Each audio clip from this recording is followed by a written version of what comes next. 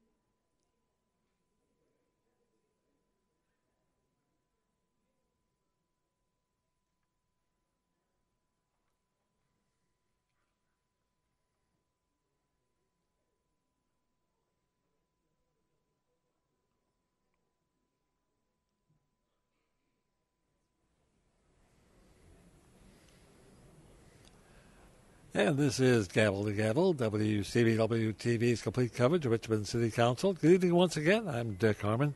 Welcome to our second meeting of the month for the month of February. Now, remember, we meet twice a month in January, February, March, April, and May. Once a month in June, July, August, if we have a meeting, and September. Twice in October, once November, once December. So we're in the 2 months right now. And what's it look like tonight? Well, once again, I want to remind you, it looks a little different tonight. The gremlins are still running around like crazy with our equipment. So we're running with one camera again, but it looks okay. We're going to bring you the city council meeting, and everything's going to be just fine. Just a little different viewpoint, we'll call it. Okay, we've got 25 items on the consent agenda. We have 9 items on the regular agenda, and we'll try and go through them here for you quickly and let you know what you will and won't be seeing tonight. Number 1. Ordinance 2014-205, and this concerns the authority of the Chief Administrative Officer to lease real estate. And basically it gives him the permission to lease city-owned real estate for periods of less than 1 year without a determination by City Council that such real estate is not devoted and not immediately needed. What this would basically mean, if you wanted to come and shoot a movie here, well, then you could use that property. That wouldn't take a year, that sort of thing. So that's what that's on. That stays on consent agenda. Item 2, ordinance number 2014-208, establishing a Richmond Archaeological Commission. That one is going to be continued for 4 weeks until March 23rd.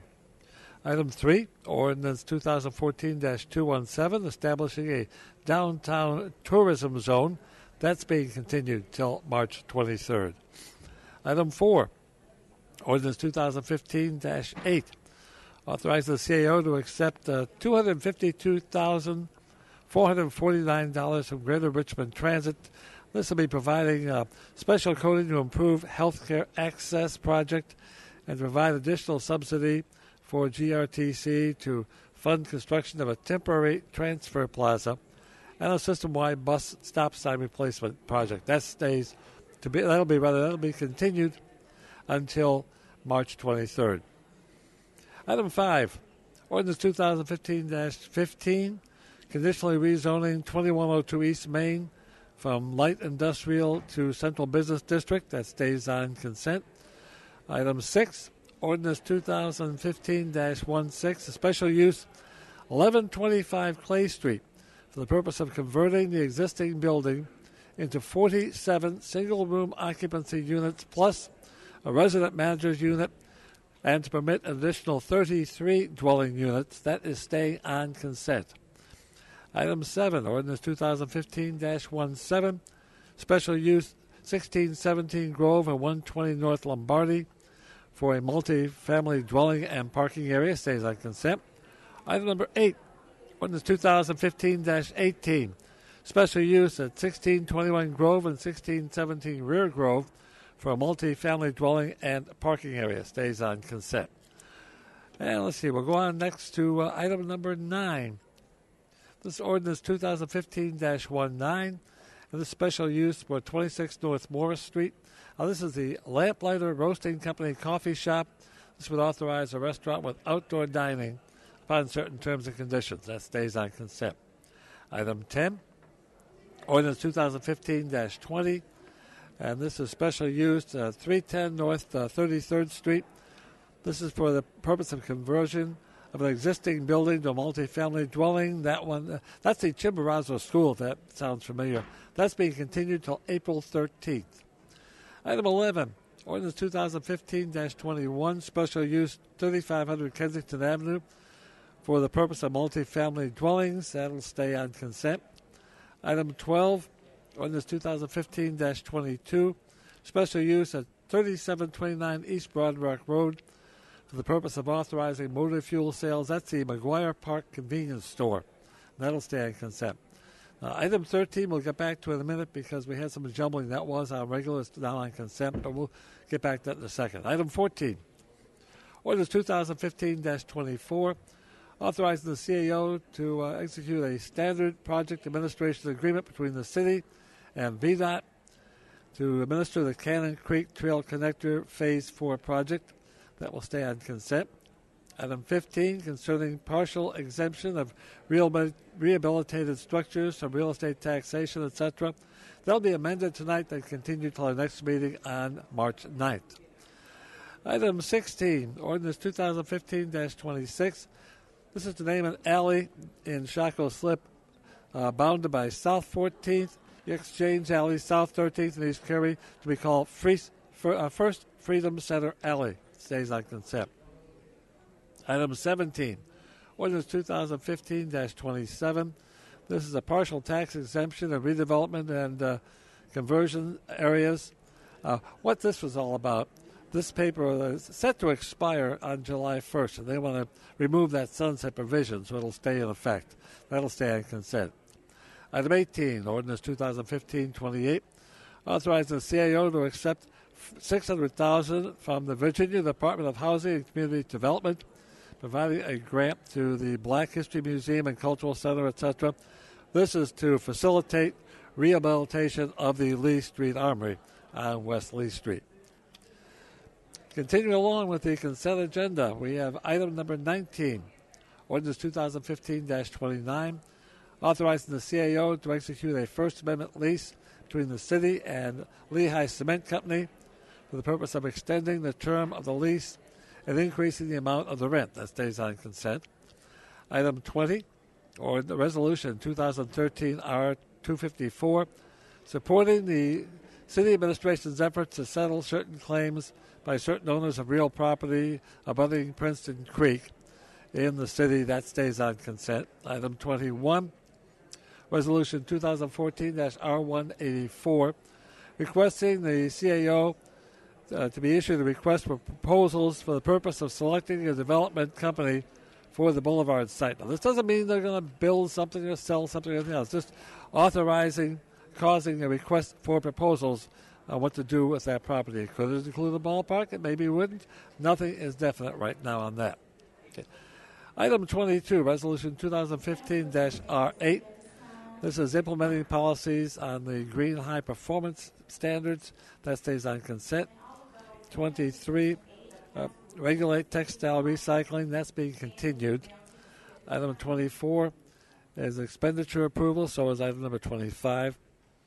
And on the regular agenda, the only two papers still standing on the agenda, because we're about ready to get started with this meeting, are two papers concerning the Stone Brewery. And we will find out more about that. They went into executive session on that, so we don't know the outcome yet, but we will know that shortly. So we're about ready to get started with tonight's Richmond City Council meeting. And how long will we be here? We don't know until we get started. We'll be getting started in just a minute. So I'm Dick Harmon. Stay tuned.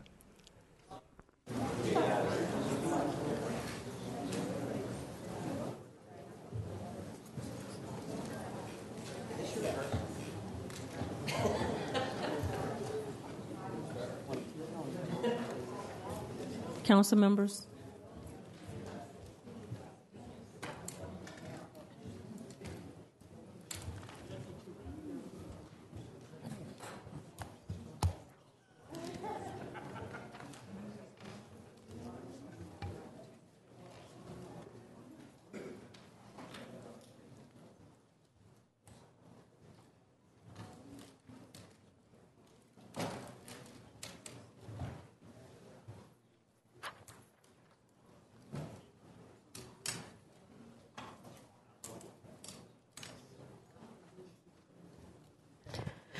Council members, I will need a motion to exit closed session.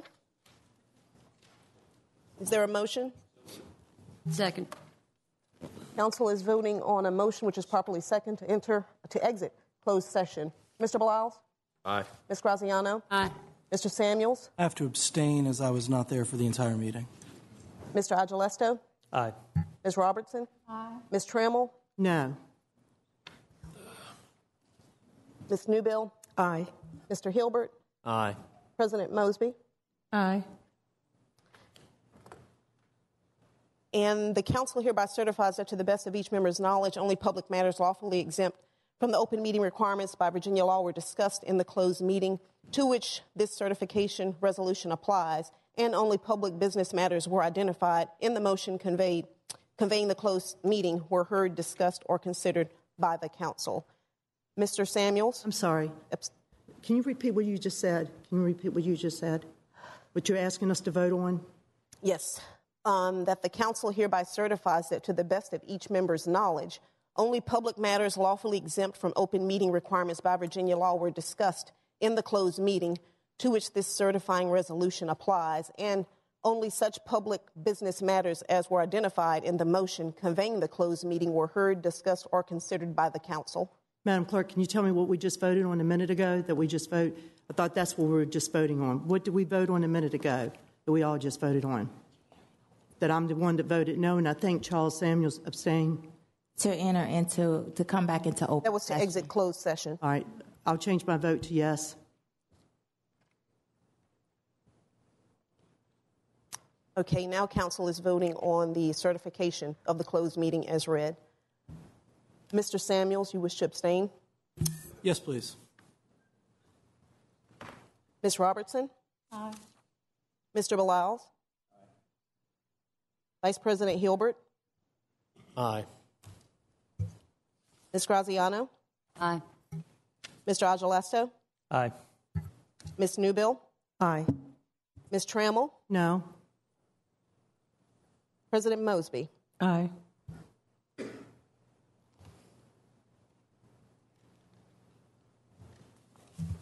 Madam President, Yes, Mr. Jackson.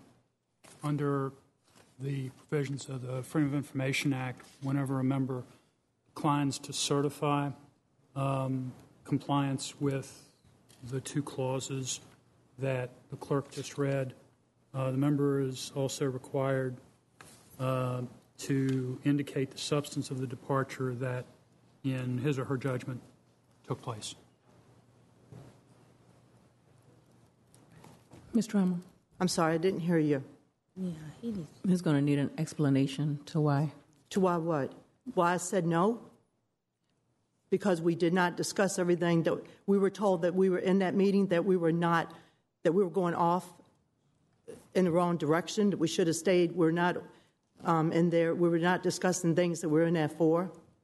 That's why I'm voting no, because we didn't. And Alan, you know that we didn't. I'm not going to sit up here and lie about it.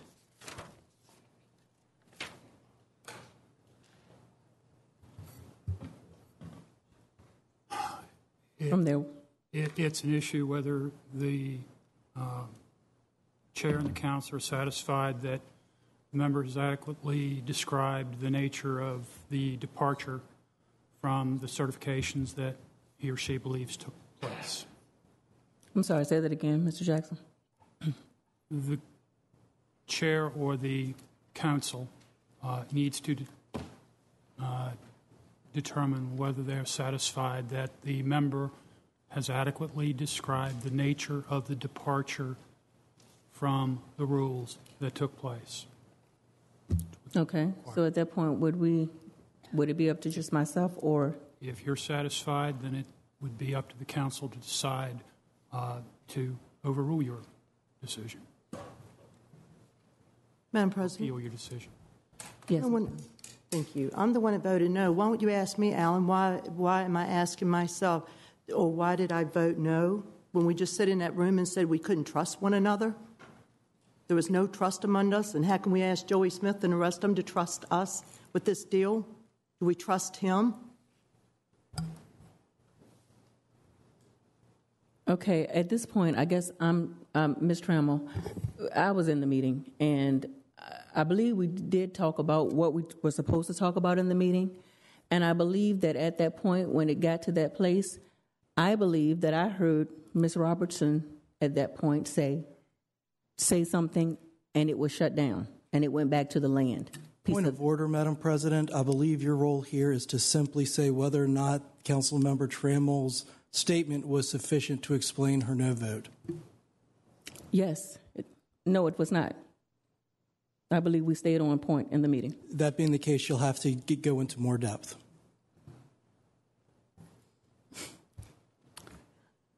She'll have to go into more depth?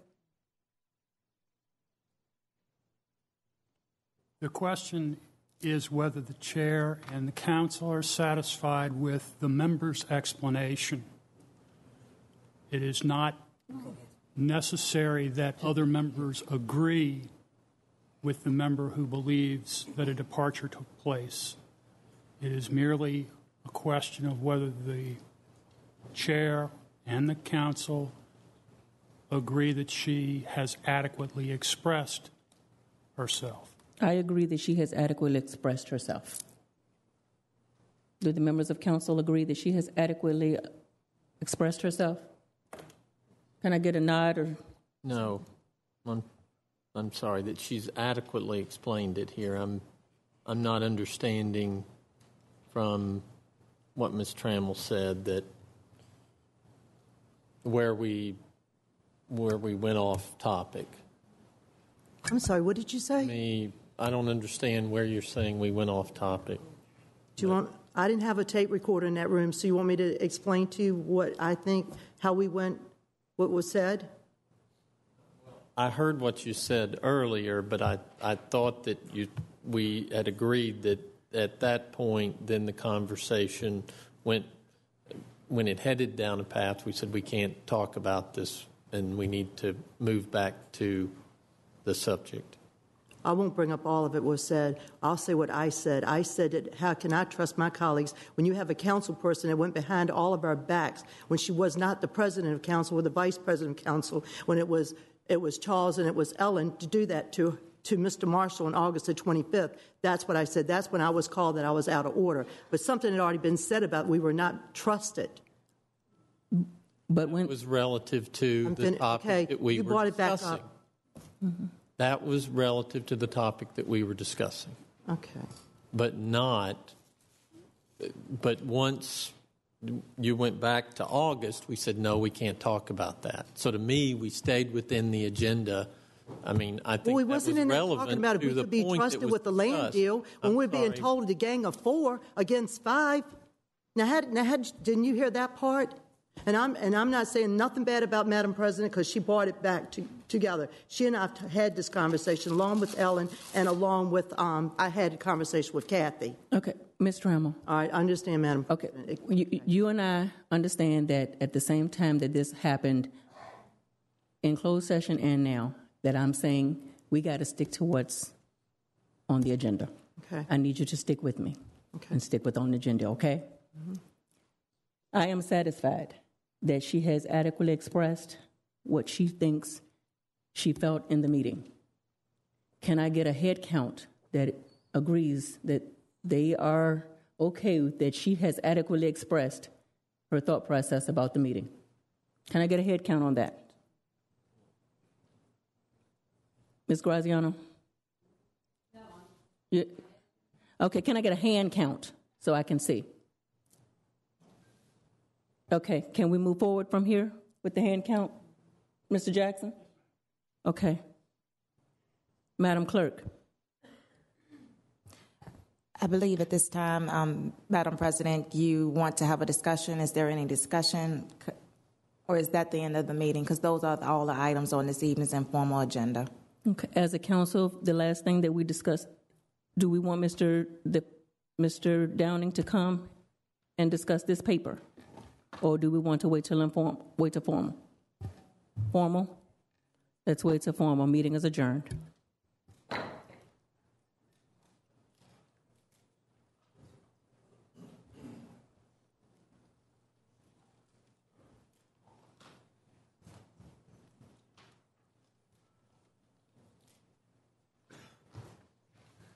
Council members, we're waiting on the clerk to come in. As soon as she's back, then we'll go right into our formal session.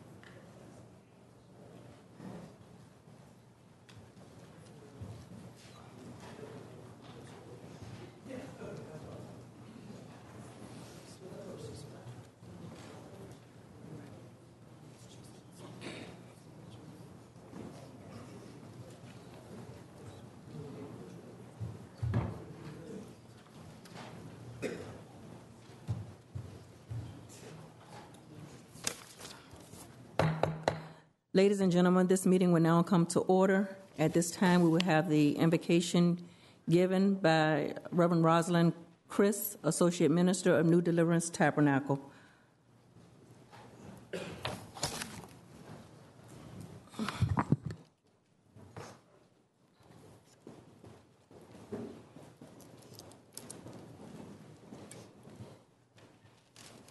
Let us pray.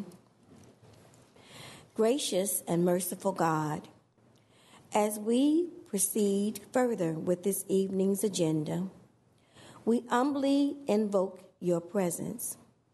We ask, Almighty God, that for the sake of this city, that you would infiltrate our minds with your will and our tongues with your word, that you would infuse our hearts with your power and with courage, so that we may right that which is wrong, fix that which is repairable, make new that which has run its course, strengthen and straighten that which is crooked, and resurrect our God-given abilities, which are laying dead and dormant. Finally, most gracious and sovereign Lord, as we honor and commemorate the ever-abounding African-American experience, yet rising against all odds here in this city, state, and nations throughout the world, we ask that you would help us to demonstrate concern for the prospering potential of our city's poor, yet gifted and Black. Help us to more effectively manage and multiply the means of our city's middle class, gifted, and Black. Help us to learn to share the wealth and resources realized by our rich, gifted, and Black. And help us to revere the strength and steadfastness of our elder, gifted, and Black. That your glory in us as citizens of this city may continuously be revealed and respected. For your name's sake, we do pray. Amen. Amen. We now have a pledge of allegiance to the flag, please. I pledge allegiance to the flag of the United States of America and to the republic for which it stands, one nation, under God, indivisible, with liberty and justice for all.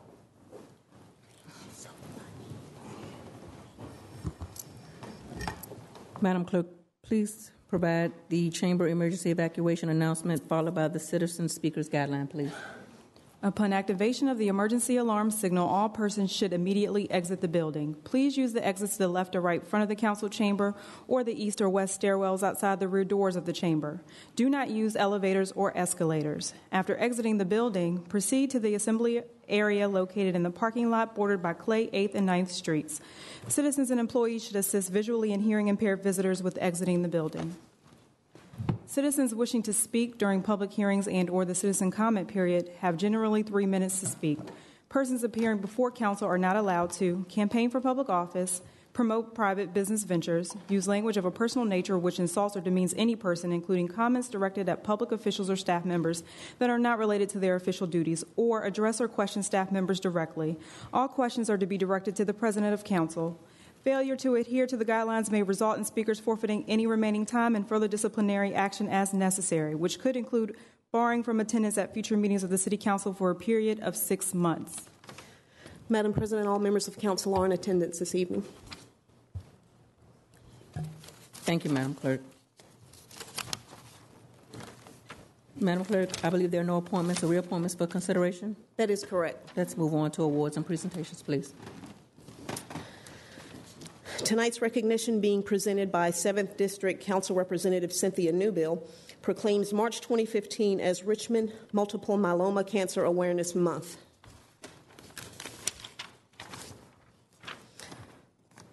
Multiple myeloma cancer is a rare disease, but is the second most common blood cancer worldwide. Due to its rarity, there can be delayed diagnosis of multiple myeloma cancer, which can lead to delayed treatment.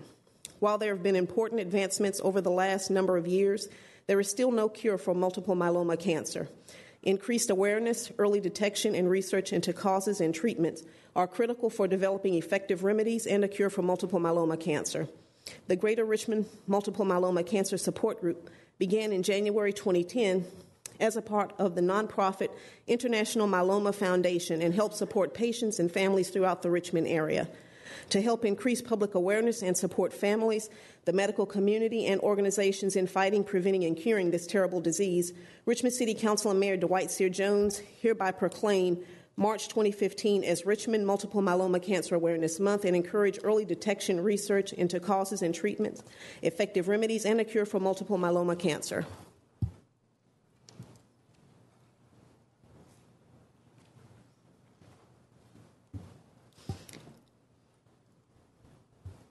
I was looking for you. I thought I saw her here. I simply want to express our sincere thanks and appreciation to the Multiple Myeloma Support Group that began in 2010 to really provide the kind of support for patients and families who are impacted by this health condition that has been pretty devastating because we still do not have a cure. But this group, through this request to recognize this month as Multiple Myeloma Cancer Awareness Month, calls it to all of our attention to make sure that we continue to look for to do the research and look for a cure and treatment. And so I really do want to thank you for that work. Too many in our city continue to die too early, too often from very preventable and or treatable health conditions. But we can do something about it, and this kind of effort allows us to provide support in the short term while we work for a cure in the long term. And I simply want to say thank you and express our appreciation. Thank you. Thank you. And may I speak? May I speak? Oh, yes. Thank you so much, Councilman Newbill and Madam President. There are two people here. One is my mother, who is a multiple myeloma patient, and the president of the Richmond Multiple Myeloma Association. So I would ask them to stand. We are actually trying to hit all of the localities this week.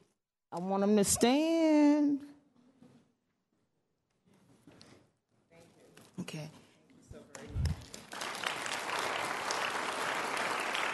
And also, we wanted to provide some promotional things for members of council, the bracelets in support of multiple myeloma. And we also wanted to give them fact sheets about multiple myeloma. Primarily the patients here who are being treated are either treated at VCU Health Systems and Bon Secours. So we do appreciate this effort. And our group is comprised of about 25 members, and we represent Richmond, Henrico, Hanover, Chesterfield, Petersburg as members. And we did have members as far as Dinwiddie. So thank you so much. Thank you. All right, thank you.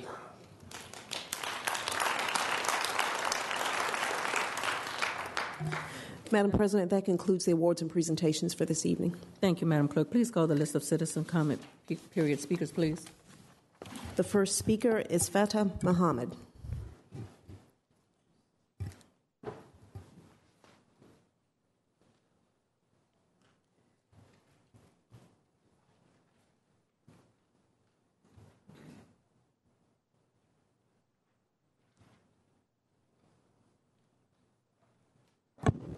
Good afternoon, Ms. President, Vice President, and the City Council as a whole. My name is Fatah Muhammad. I'm a citizen of Richmond, Virginia. A concerned citizen of the problem we have in our city. We thank our police department for the things they have been doing in this city here, that I think that this council should give them very much credit for the things they're doing. We had one police assassinated here in this city, but young men did not face the gun like other cities face. If we take this image that we have of the police department here and take it throughout the world, you won't have the problem with the police department in the world, because this police department here in Richmond, Virginia is very concerned, and they have a great program every second Tuesday that the chief of police have at their precinct for everybody to come out and get involved and saving our people. And if we look at the things happening throughout the country and look at Richmond, Richmond is a great example, and I'm proud to be living in Richmond. I would have moved, but I'm afraid to move because of what I might face in other cities. I know when I go out here on the street, I got somebody who got my back, which is the police department. The only reason why they don't have my back because of something I have done wrong. This police department is something that the city should uphold, and we should be very proud of the police department here. And that's the reason why I'm here tonight. And at the same time, we have to get involved and don't wait till someone dies and then have a great big meeting with hundreds and thousands of people out with a candlelight. We should be out on the street every day now before someone gets shot because the police need our help. We should be just like the police department. We should be out there the same way they out there. They're not afraid of the cold weather, the hot weather. They out there.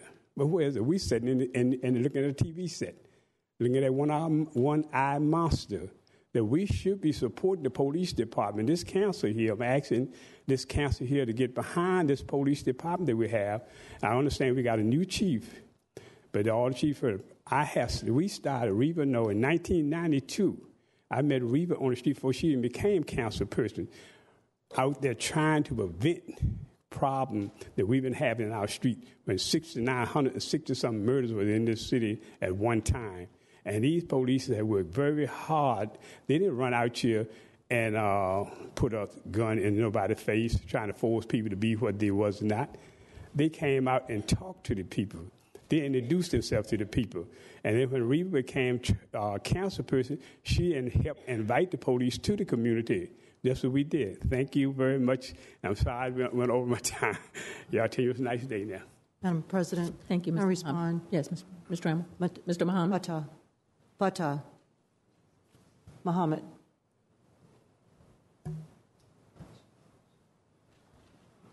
I just want to take this time to thank you for all your hard work because, like you said, we met back in, I know you were out there in 92 and 95. We were walking in Blackwell and Oak Grove in the Jefferson Davis corridor. And when we had Captain Steve Drew, who at first was with the RMT unit, and Scott Booth and all of them, who's now majors.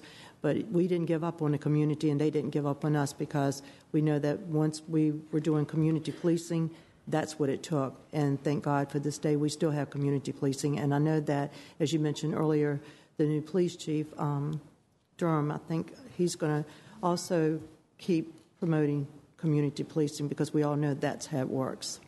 And I just want to thank you for all your hard work, and I want to thank you for not giving up on us. And as you and Mr.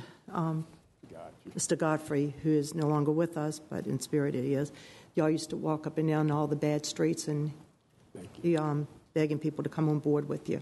And I want to thank you. Thank you for everything. Thanks. The next speaker is Roderick Bullock.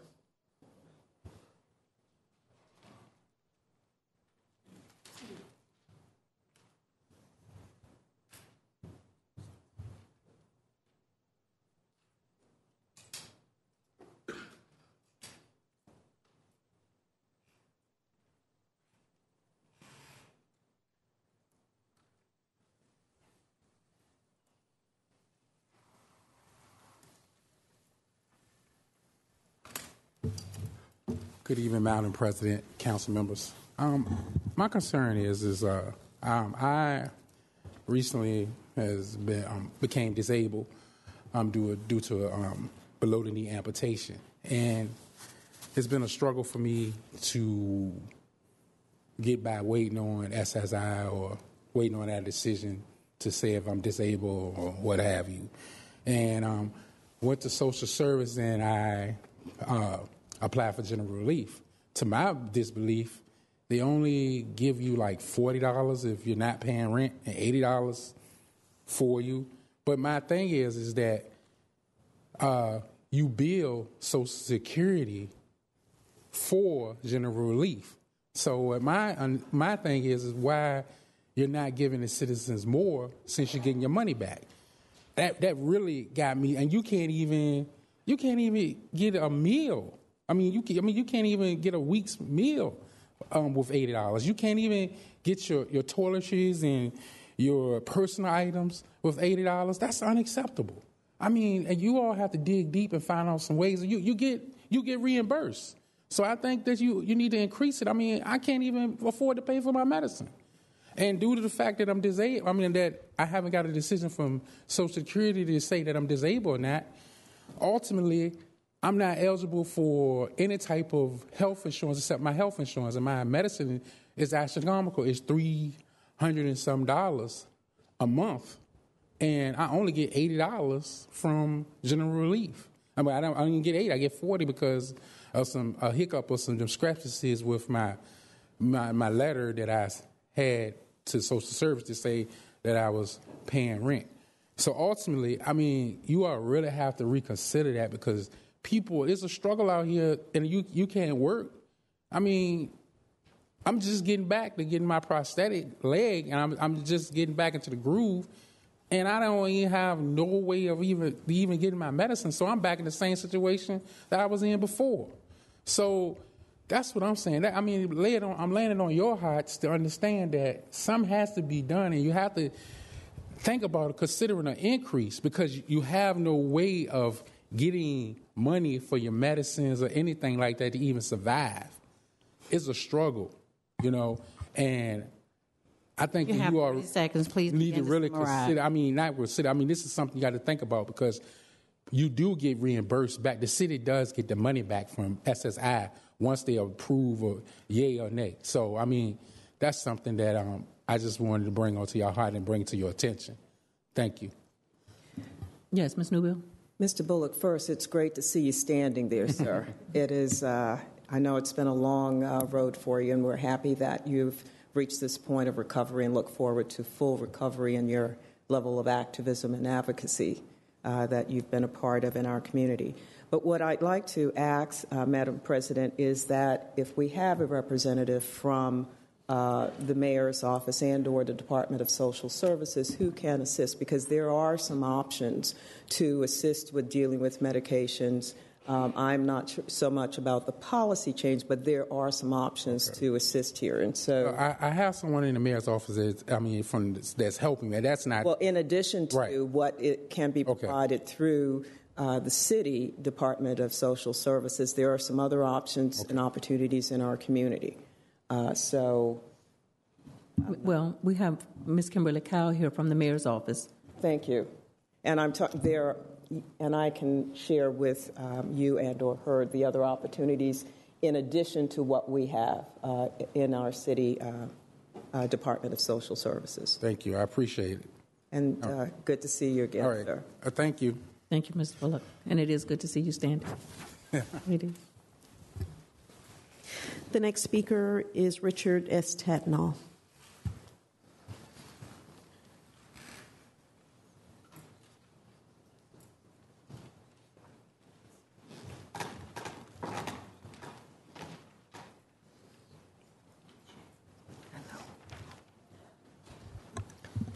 Good evening, Madam President, Mr. Vice President, and members of Council. I'm Rick Tatnall with the 7th District. And I just wanted to follow up on an email that I sent to y'all last week and sent out to others that was concerning some of the issues that I found with our Department of Economic and Community Development website, particularly on the tourism and culture section. I feel that tourism is an opportunity that Richmond has been missing for quite a while, and it's through numbers and extrapolations that I've done with some aggressive tourism work. I think that there could be an additional anywhere from $20 to $30 million or more a year that y'all could have to spend to be using for the various needs that this city desperately has, including many of the ones that you're going to be dealing with in the next couple of months. The new tourism section of the DECD website was put out a couple of years ago, and it hasn't changed since. I went on it today just to look at one of the sections of our town, which has been a very growing portion of our town, which is our dining scene and our restaurants and our craft breweries.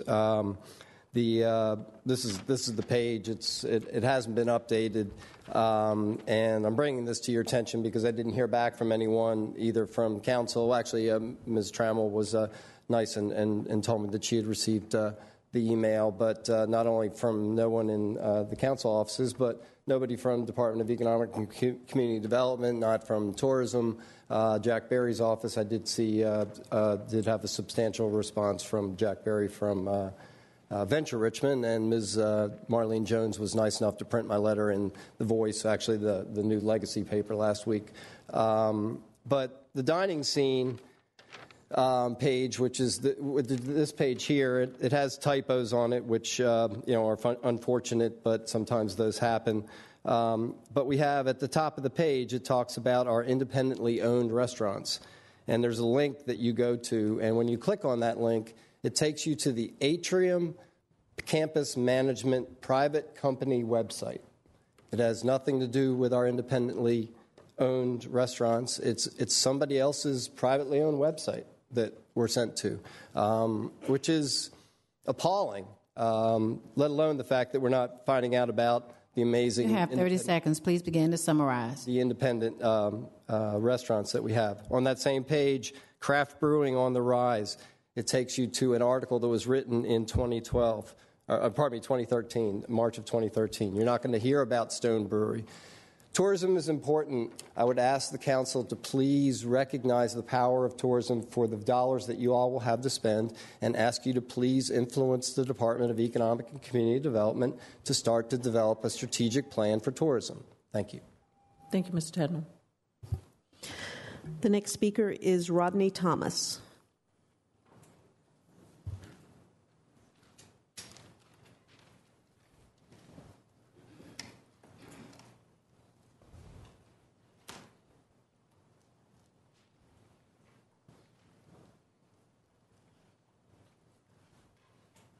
Good evening, members of the City Council. I've got a Chester Cat grin on my face because I'm hoping that I made some folks Sunday morning or their Monday morning as discomforting for them as it was for me and my church. I was here a year ago when my good councilman, Mr. Samuels, was president. And at that time, I brought a petition signed by 7 of the large churches in the Jackson Ward, Carver area. The Wine Festival had a race last year on a Sunday morning when all of these churches along Lee Street were having service. We got the worst end of it. They blocked off Lee Street from Belvedere all the way down to the Coliseum, taking the southbound side of Lee Street, allowing no parking, and allowing folks not to turn off of Lee Street onto any of the side streets. Lo and behold, we presented the petition. We were promised that it would not happen again, that we receive communication when they would do a race, and they would make sure that they did the race on a Saturday or something like that, like they do in everybody else's neighborhood. Here it is, 7 o'clock in the morning, Sunday. I'm getting phone calls from my church because Lee Street is being blocked off. Cars are being towed, and they're running, excuse my expression, a damn race on a Sunday morning through the black neighborhood. They wouldn't do it up on Monument Avenue. They wouldn't do it down Belvedere between Broad and the I-195, but they're doing it on Lee Street. We had a big enough problem with ice and snow on the road, so folks had to hunt for parking spaces anyway. But now to take away the very limited parking that served those 7 churches was ridiculous. Not only that, nobody, not the police department, not the city, not anyone, bothered to notify the homeowners or the churches that this nonsense was going on again this Sunday. It wasn't until folks showed up for church service and the police were putting out the cones at 7 o'clock in the morning that there were signs telling us about the wine festival. My purpose of being here tonight is, please, take into consideration, you wouldn't do this on Monument Avenue. You wouldn't do this in front of the cathedral. You wouldn't do this out in front of St. Paul's Church. Give the folks in Jackson Ward and the Carver community the same respect, particularly on a Sunday morning, that you would demand at your church. Thank you. Madam President. Yes, Mr. Agilesto.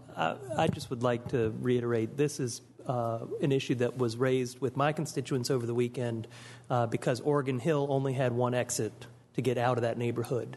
And Oregon Hill had the same issue, and there are several churches over there, and they only had one way in and one way out because Belvedere Street was closed and no Second Street connector was available because the marathon went down. I would follow up with this and ask that our staff in these special events and other efforts really reach out to the civic groups, reach out to the larger organizations.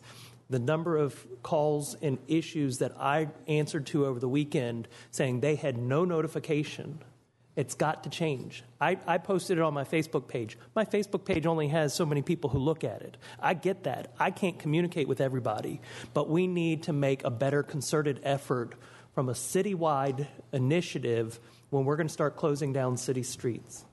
Councilman, if I can interject, if they're going to do a race on a Sunday, do the race like 1:30, 2 o'clock in the afternoon when most of those churches have ended services. But for you to come into a community at 7 o'clock in the morning when most churches are holding services at 8 and 11 and deny the congregation of those churches the opportunity to get in, that's blasphemous.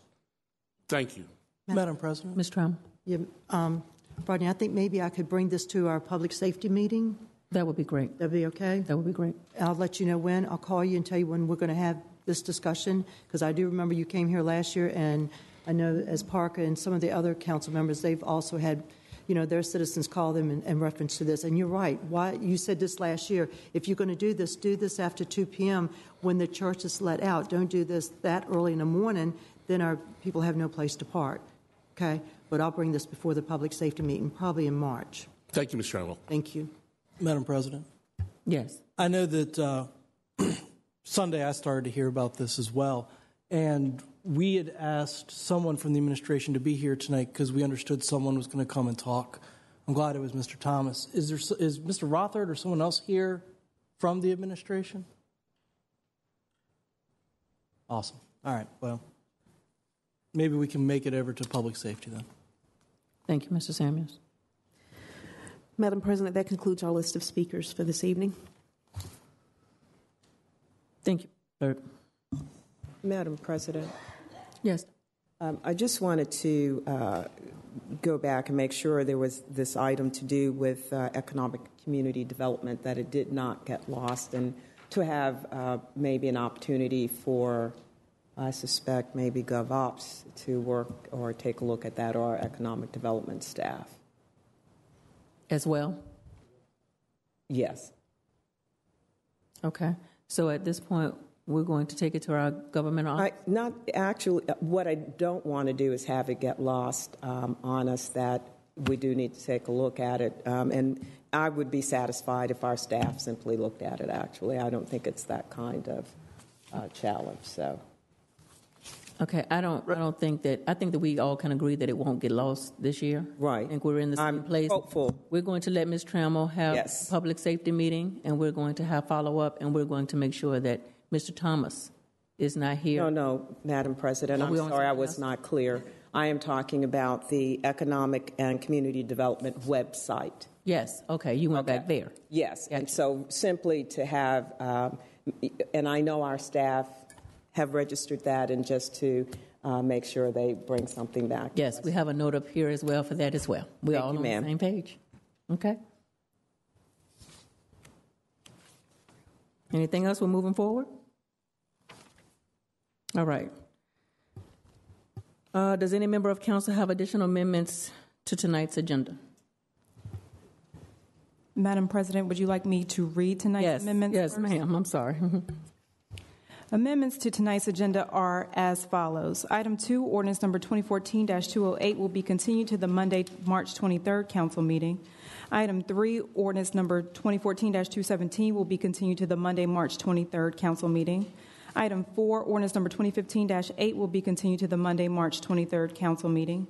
Item 10, ordinance number 2015-20 will be continued to the Monday, April 13th council meeting. Item 13, ordinance number 2015-23 has been moved to this evening's consent agenda. Item 15, ordinance number 2015-25 will be amended and continued to the Monday, March 9th council meeting later this evening. Item 20, resolution number 2013-R254 will be continued to the Monday, March 9th council meeting. Item 21, resolution number 2014-R184 will be continued to the Monday, March 9th council meeting. Item 23, resolution number 2015-R10 will be continued to the Monday, March 9th council meeting. Item 26, ordinance number 2014-199 will be continued to the Monday, March 9th council meeting. Item 28, ordinance number 2015-32 will be continued to the Monday, March 23rd council meeting. Item 29, ordinance number 2015-33 will also be continued to the Monday, March 23rd council meeting. Item 31, resolution number 2014-R258 will be continued to the Monday, March 9th council meeting. Item 32, resolution number 2014-R264 will be continued to the Monday, March 9th council meeting. Item 33, resolution number 2015-R4 will also be continued to the March 9th council meeting. Item 34, resolution number 2015-R9 will be continued to the Monday, March 23rd council meeting. Madam President, those are all of tonight's agenda amendments. Excellent. Now, Madam Mr. Samuels, yes. Item 33, resolution number 2015-R4, was that, did I hear the clerk say that was to be continued? Yes? Yes. We had, Mr. Belasso made a proposal that if representatives from City Council went to the administration, met with the mayor, negotiated how this money would be spent or earmarked, that we would withdraw this. It's my understanding that meeting took place. What were the, if there are results, what were they? And then I can withdraw this paper. Mr. Belasso? Thank you, Madam President. President Mosby and I met with the mayor and some of his staff 2 Fridays ago, and it was explained that we would the money would not be transferred to schools, but instead it's being put forth for the Slave Heritage Site, and that that project is moving forward, and that they do have a plan to get the first phase of that off the ground, and that's what the money is directed to. Okay. So in other words, the money that would have gone to work in Shockoe Bottom for the Loving RVA plan is now all for this heritage site on the other side of the railway tracks? That's how. Is that your understanding, to us. President Mosby? Is there? And if I may, there is also just for the public's edification, there is $5 million in the current budget dedicated towards getting that project off the ground, and this is another $10.4 million, I think, that they're shifting into that project. That's excellent.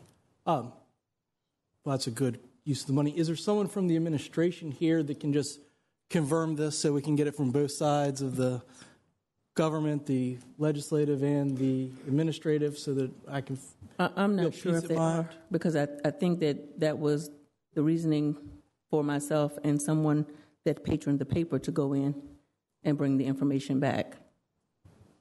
Well, I just don't want later them to say, well, that wasn't what we understood the agreement to be.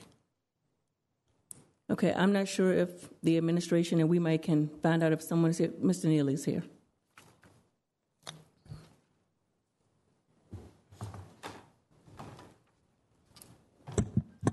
Madam President, as we discussed the other day, plans are moving forward on the heritage site.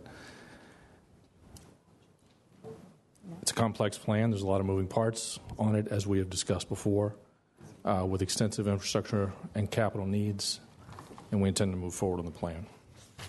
Thank you, Madam President.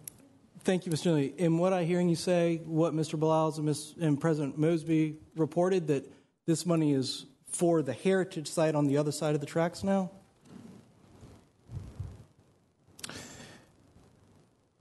We are moving forward on the heritage site, and we expect to have a comprehensive proposal moving forward. All right. I will not be withdrawing this paper. Okay, do you want to continue it, or where are you? I think a continuance would be appropriate to March 9th so I can get a better understanding. It was my understanding this, from what was reported by council, and this is, President Mosby, why I'd asked for someone from the administration to report back, because I didn't want to think one thing but be told another. And I don't know if there was a meeting of the minds with the council representatives and the administration, or if there was just confusion in the wording. No, I don't foresee that. I don't think that I got a misleading or misuse of the words. I'm to understand that whatever happens in the area where the heritage site will be, it will need a certain amount of money, from my understanding. And so I was under the impression that this money will be used to help with the heritage site. So is all this money for the heritage site? The money is in the budget and approved by the council to be used for I'm sorry, Mr. Neely. Yes or no? I'm sorry, Mr. Sanders. One thing that just popped into my mind that I do remember is that I did ask a similar question, and the answer that I got was for the first phase, which is the Lumpkins property, which is south of Broad. I don't know what the plans are for the burial ground north of Broad, but it was specifically said that it was for phase one of the Lumpkin site. So, Mr. Neely, all this money is to be spent on that? What Mr. Blas just said, the Lumpkins property south of Broad? All the money that's in the budget is required to make the heritage site a successful venture going forward. Yes or no? Is it for the south property, Lumpkins property? There's not a proposal in front of the council at this point. We expect to introduce one at the appropriate time. I know I can't keep asking the same question and expect a different response.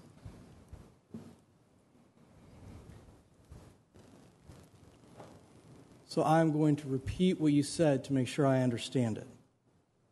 This money is to be spent, and there is no proposal in front of us right now.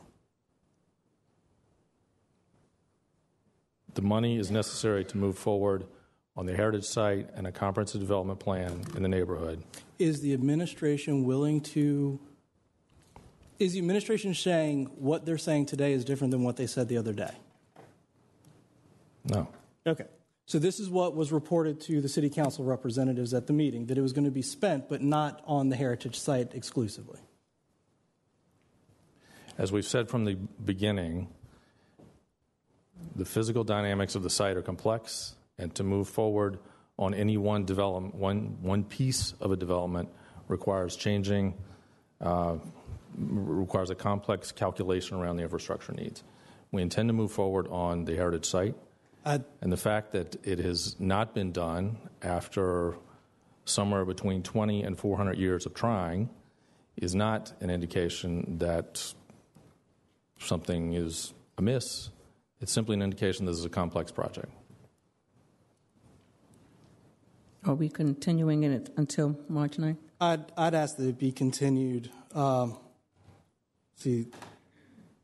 We adopt the budget in late May usually, so I'd ask to be continued to the first meeting in May.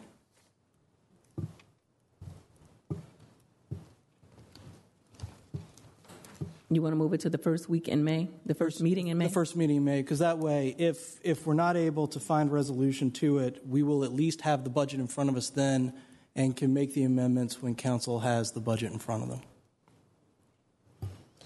That would be the May 11th meeting. That would be my motion then, to continue it to May 11th.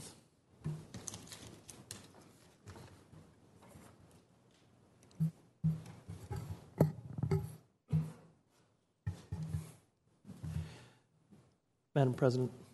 DeLesto. It seems like we've discussed this enough tonight, and I'm going to second Mr. Samuel's motion so that we can get on to other business. Madam Clerk. Madam President, I do have an additional agenda amendment tonight. Item 27, ordinance number 2014-254 will be amended and continued to the March 9th council meeting later tonight. Okay. I believe we have to deal with the motion that has been put on the floor and properly seconded. first? Okay.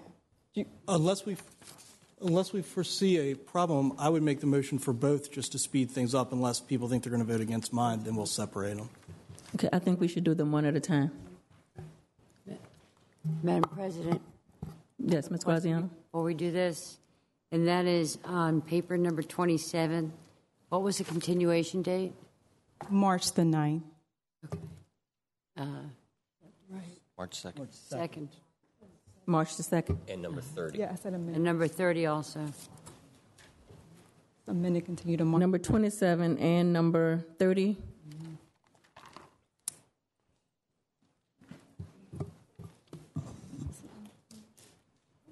No, I actually have an amendment to consider for item number 27.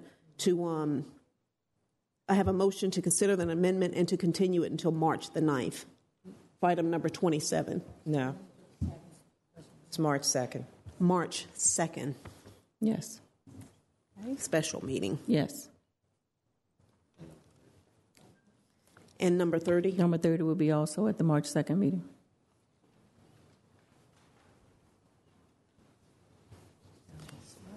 Madam President, are we voting on Mr. Samuel's motion to continue? Yes. All right. Council is voting on Mr. Samuel's motion to continue item 33, resolution number 2015-R4, to the May 11th council meeting. May the 2nd. Agilesto seconded. Mr. Bilal? I believe, point of information, I believe it's May 11th is the first city council meeting in... The first. May 11. And Agilesto, I believe, second that motion. Is that correct? Yes. Yes. Okay. Mr. Bilal? Aye. Ms. Graziano? Aye. Mr. Samuels? Aye. Mr. Agilesto? Aye. Ms. Robertson? Aye. Ms. Trammell? Aye. Ms. Newbill? Aye. Vice President Hilbert? Aye. President Mosby? Aye. That motion has been adopted, and that paper will be before you on May the 11th. Madam President? Mr. Bilal? I know Mr. Agilesto wants to move on, but just one thing about the paper we just continued. I don't recall the words comprehensive development plan being used in our discussions about reallocating this money, but I would like to remind this body that the allocation of the state money that they have pledged to put into the Slave Heritage Project could be $9, possibly as much as $11 million. That is predicated with half of the money for the Slave Heritage Site, which was originally estimated at $30 million to be raised. So that $10 million is important to go with the other 5 that we've already allocated, which means we have half of it. And if we spend it on something else, we will risk losing the state matching money that they have that they agreed, I think, a little over a year ago to include. So that's just food for thought. And Madam President? Yes, Ms. Follow up Guardian. on that, and just this is to the patron. If we're going to continue this paper, do you want to put an amendment in to say that, since this paper says the money will go for school maintenance? We got plenty of time. What I will do between now and then is work on the amendment language and see if there is some other use besides schools. My belief is the council would not object to using this money for the heritage site, but I don't want to speak for council without actually asking everybody.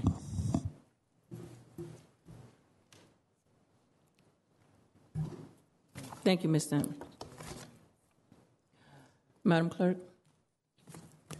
I will need a motion to accept the amended agenda as presented. Councilmember Newbill, will you make that motion? So moved, Madam Clerk. Councilor Bilal, will you second that motion? Madam Chair, I'm getting talkative tonight, and I apologize.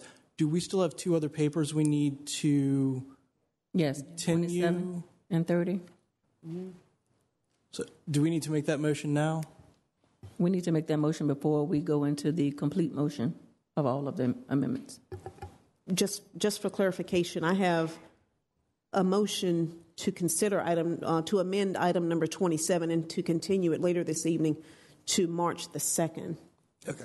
So you don't need that motion right now, then? No, not at this time. And may I just follow up with one question because it was asked, and we have already continued paper 30 to... Yes, I have item number 30 as being continued to March the 2nd as well. That was part of the amendment, but we don't have a motion to amend that tonight. It's just being continued. Madam Clerk, please move forward. All right. Council is voting on this evening's agenda amendments as presented and discussed. Mr. Bilals? Aye. Ms. Graziano? Aye. Mr. Samuels? Aye. Mr. Agelasto? Aye. Ms. Robertson? Aye. Ms. Trammell? Aye. Ms. Newbill? Aye. Vice President Hilbert? Aye. President Mosby? Aye. The amended agenda is before you.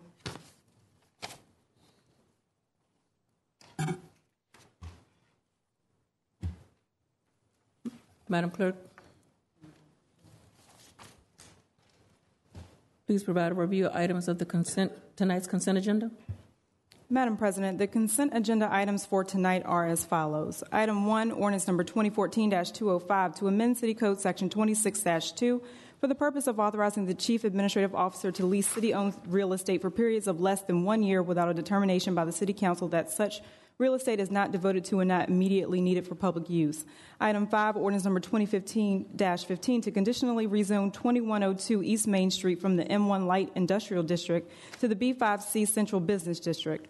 Item 6, ordinance number 2015-16 to amend the ordinance which authorizes special use of 1125 West Clay Street for the purpose of converting the existing building into 47 single-room occupancy units plus a resident manager's unit to permit an additional 33 dwelling units. Item 7, ordinance number 2015-17 to authorize a special use of 1617 Grove Avenue and 120 North Lombardy Street for the purpose of a multifamily dwelling and parking area and to repeal ordinance number ordinance number 94-239-223. Item 8, ordinance number 2015-18 to authorize a special use of 1621 Grove Avenue and 1617 Rear Grove Avenue for the purpose of a multifamily dwelling and parking area and to repeal ordinance number 94-239-223. Item 9, ordinance number 2015-19 to authorize a special use of 26 North Morris Street for the purpose of authorizing a restaurant with outdoor dining.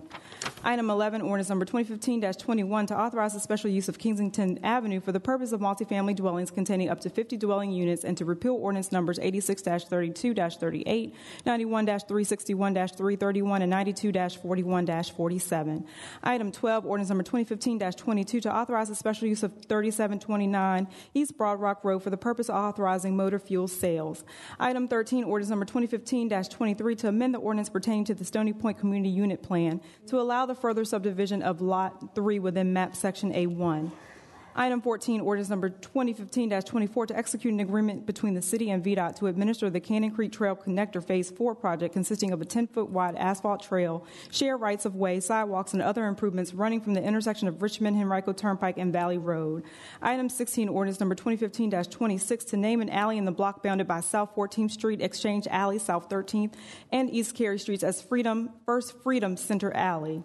Item 17, ordinance number 2015-27 to amend City Code Section 98-261 concerning partial tax exemption in redevelopment and conservation areas and rehabilitation districts for the purpose of removing the sunset provision. Item 18, ordinance number 2015-28 to accept $600,000 from the Virginia Department of Housing and Community Development and appropriate the amount to a new line item in the non-departmental agency to provide a grant or loan to either the Black History Museum and Cultural Center of Virginia, Inc., or its designee to facilitate the rehabilitation of the Lee Street Armory at 122 West Lee Street. Item 19, ordinance number 2015-29 to execute a First Amendment to the lease of property between the City and Lehigh Cement Company, LLC, for the purpose of extending the term of the lease and increasing the amount of the rent. Item 22, resolution number 2015-R8 to amend the resolution requiring the application of green high-performance building standards to all city construction projects and incentive programs to encourage the private sector to apply green high-performance building standards, to implement recommendations by the Green Building Commission concerning standards for the construction of city-owned buildings and facilities with costs of $5 million or less, and for new building construction and renovations to existing buildings or facilities that are less than 10,000 square feet.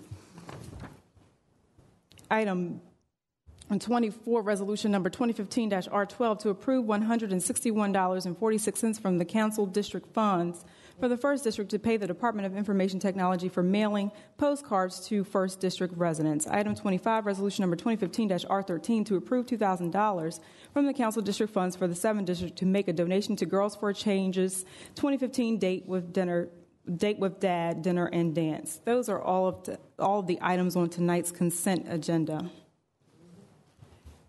Thank you, Madam Clerk.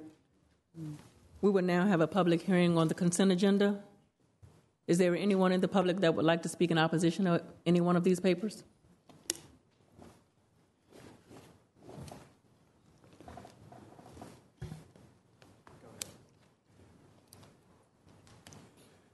Again, my name is Fatah Muhammad, and the paper is number 12. I ain't first time heard anything about it. Is there any way that we could get to know more about this before it goes through?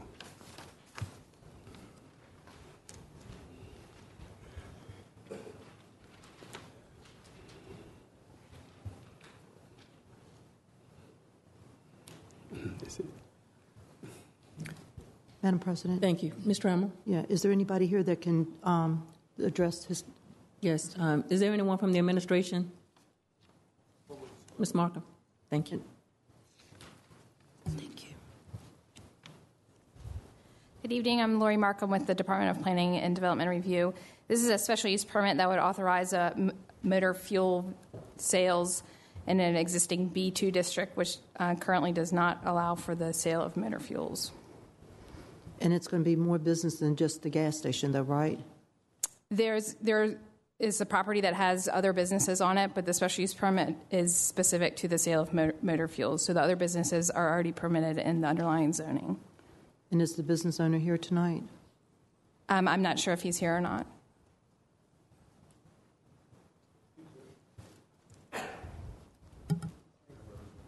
Is he? Where? He's here. Okay, he's here. Okay. And we still have the letter of support, right? You still got the letter of the support from Aguara Civic Association? Yes, ma'am. Okay. Thank you. Thanks.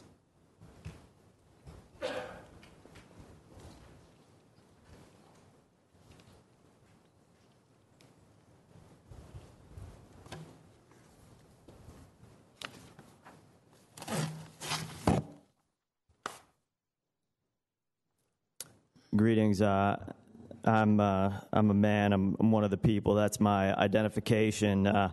This body doesn't have any jurisdiction over me. I'm just coming up and speaking because I oppose fraud, and therefore I oppose everything on this consent agenda. But I'm going to take this, specifically case by case on this particular consent agenda. And I just want to point out that this is an open and shut case of fraud because I need you to say your name.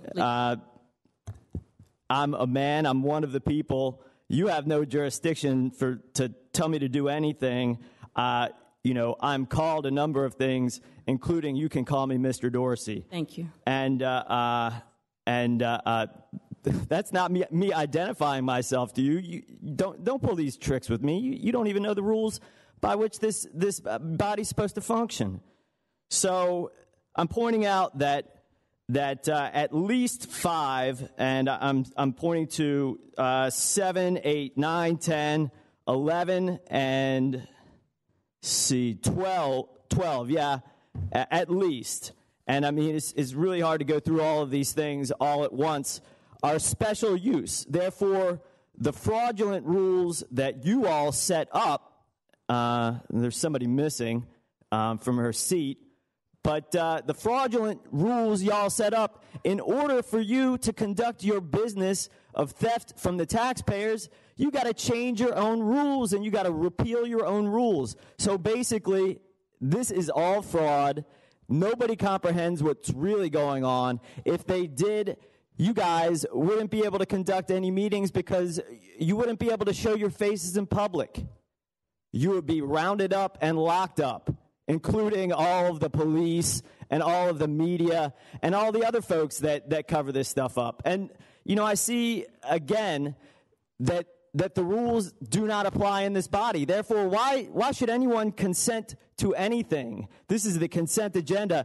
I do not consent to anything on this agenda. I do not agree with anything on this agenda. And you all have to change the rules of your own body in order to push forward more theft of the taxpayers' dollars. And in doing so, you conduct these meetings. I mean, I've counted 4 times this meeting's been out of order. You have 30 seconds. Please begin to summarize. Thank you. The summary is very simple. This is a arm of a fraud being carried out against the American people. Their money is being stolen. You all are doing it right in everybody's faces by, yet again, taking public property and handing it over along with bonding out the individuals that live in this city to a multinational corporation that has millions of dollars. So you guys are criminals, and your day's coming soon. Peace. My name is Silver Persinger, citizen in Richmond, Virginia. I just want to second what Chris Dorsey was saying, that it is troubling to have so many special use issues come before the body, because that means they are exceptional cases, and it doesn't seem like that should be a regular course of matter. And there are 5 on the consent agenda that you're about to approve, and I'd just like to encourage you all to look into this process and maybe not do so many special use permits, because they're violating the zoning in the area where they're being done. Thank you. Are there persons in the audience that wish to speak in favor of anything on the consent agenda?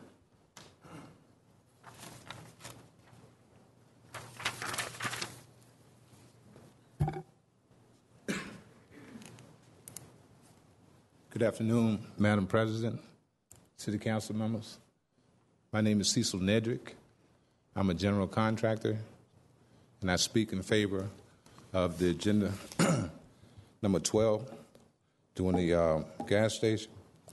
Back in 1972, right there at the same location, it was a gas station there.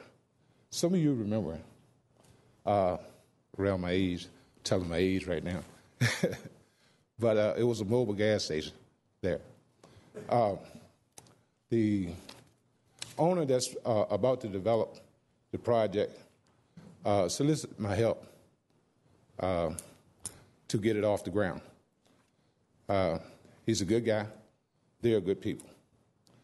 They're not only want to do a renovation or installation of a filling station, gas station, but they also want to develop the surrounding properties. They want to enhance it.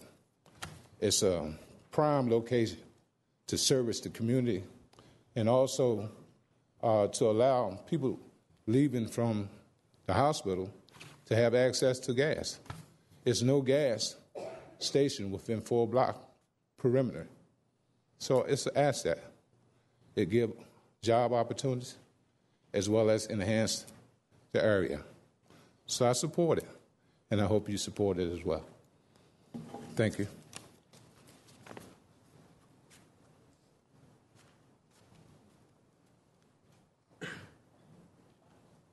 Bring it back to council for discussion.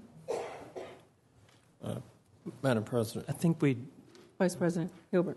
Thank you. I must abstain on item number 6 due to the applicant will be making application to my employer, VHTA, for financing of this project. So I will be abstaining on item number 6. Item number 22, there was a question that came up during the informal meeting regarding the potential savings from using, the initial cost for Earthcraft.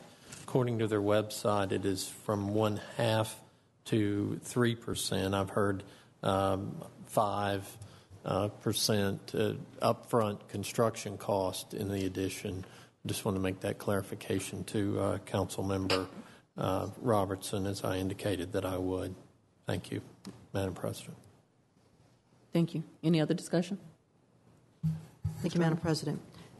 First of all, I want to thank the citizens that came down here to speak in reference to 3729 East Broad Rock Road, and in reference to the gas station, and because it's right now it's abandoned property, and I know that the civic associations have been involved, and that's what I've always asked the business people to do, or people that asked for special use permits and all that, if they could take it to the civic associations, and you all did that, and I want to thank you, and they have been in full support of this, so I just want to say thank you for taking this area and bringing it. I know this is going to bring it back to life, so I want to thank you very, very much, and I'm in support of this.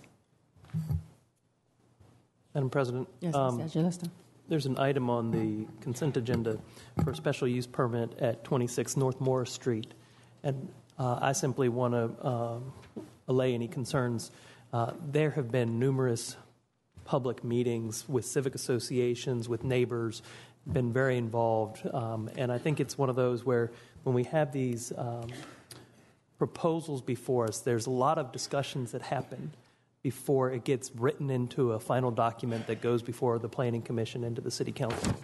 And so I just want for folks to realize that when these are done, there's a lot of input. It varies depending on neighborhood, but by the end, I think people do come to an agreement, and that's where it comes before City Council and ends up on the consent agenda. And for this particular one, this is in fact bringing into compliance what had been used at what is now Lamplighter Coffee for outdoor dining. It simply is bringing them into compliance from something that had pre-existed but never been resolved from a zoning perspective. So in many ways, we're trying to clean up some of the old unregulated issues that needed to get fixed. Thank you. Thank you. All right, if no other discussion, Madam Clerk, can you please call the question? Council is voting on tonight's consent agenda items as presented. Mr. Blouses? Aye. Ms. Graziano? Aye.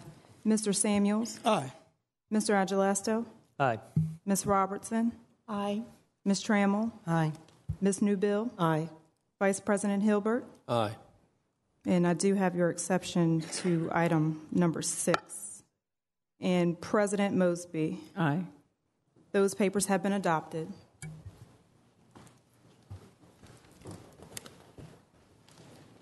Thank you. Madam Clerk, if we could move on to our regular agenda, please.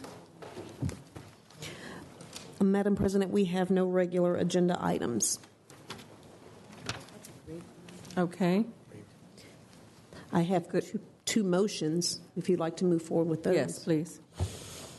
Okay, first we'll start with item number 15, which is ordinance number 2015-25. That's to amend the City Code, Section 98-157, concerning the partial exemption of rehabilitated structures from real estate taxation for the purpose of revising the city's rehabilitation tax credit program.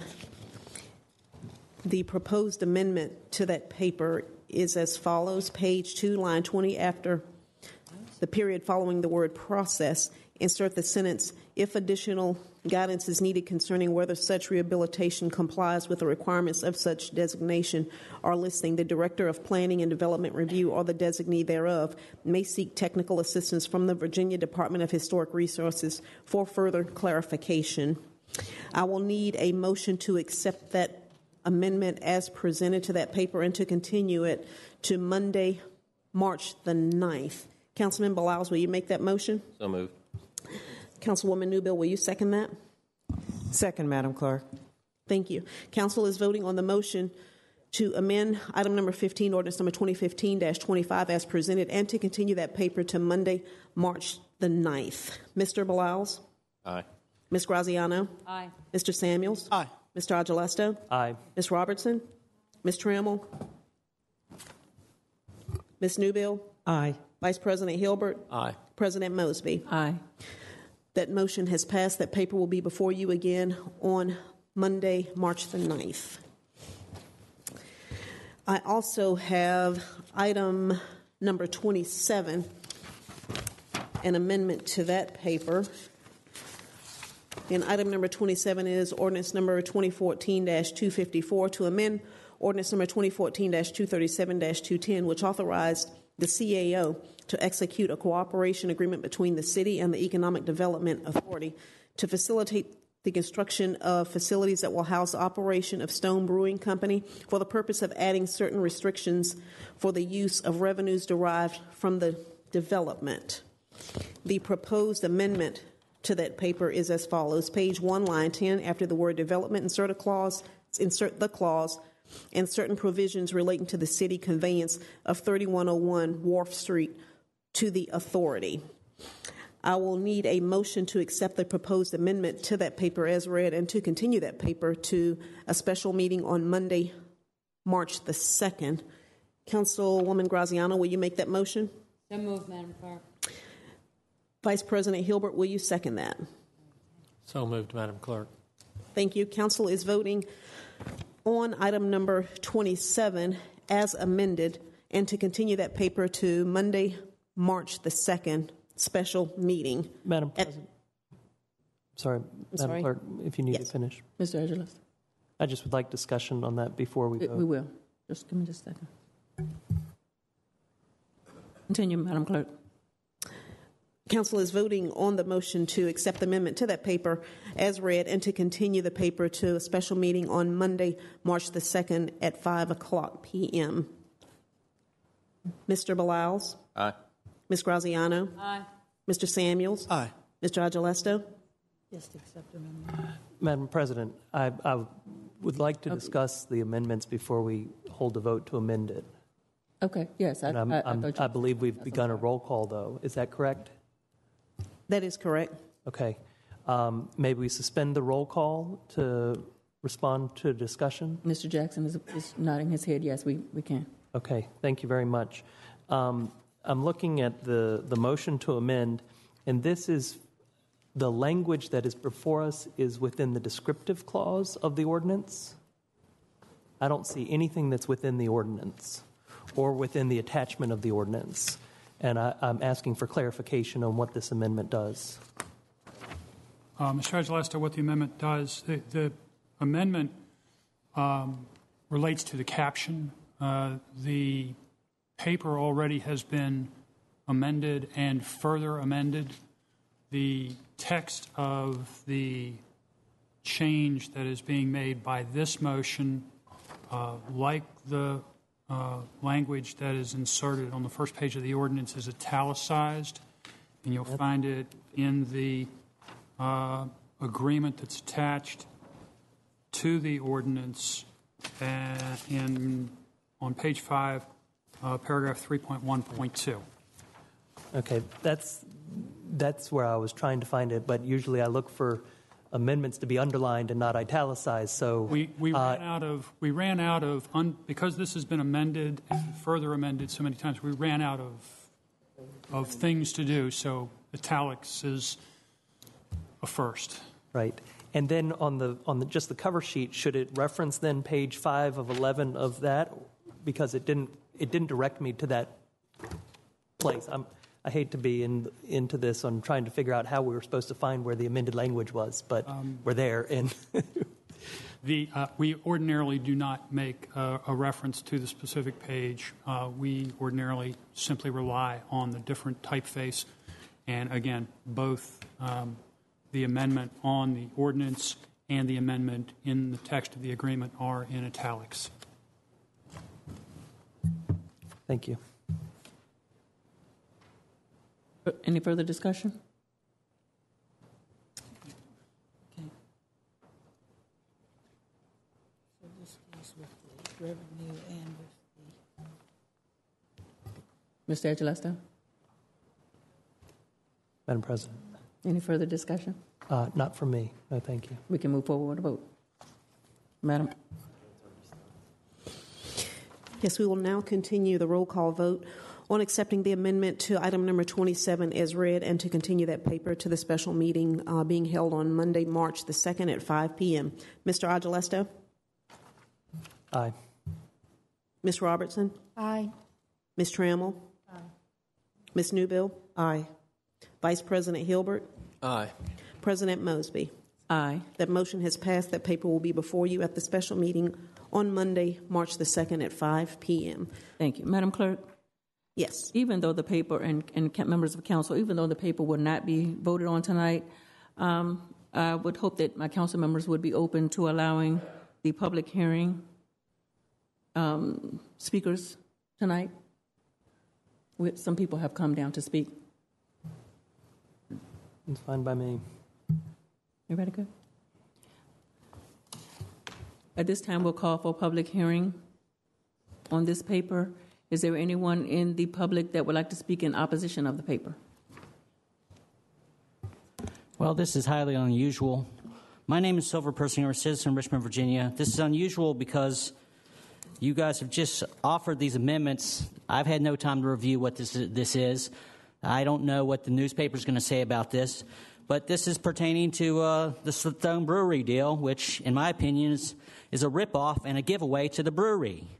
As you all vote to approve this, you are licking the heel of the 1%, the corporate rulers, the financial masters that control our government and control you because you act as puppets and you willingly concede to their demands.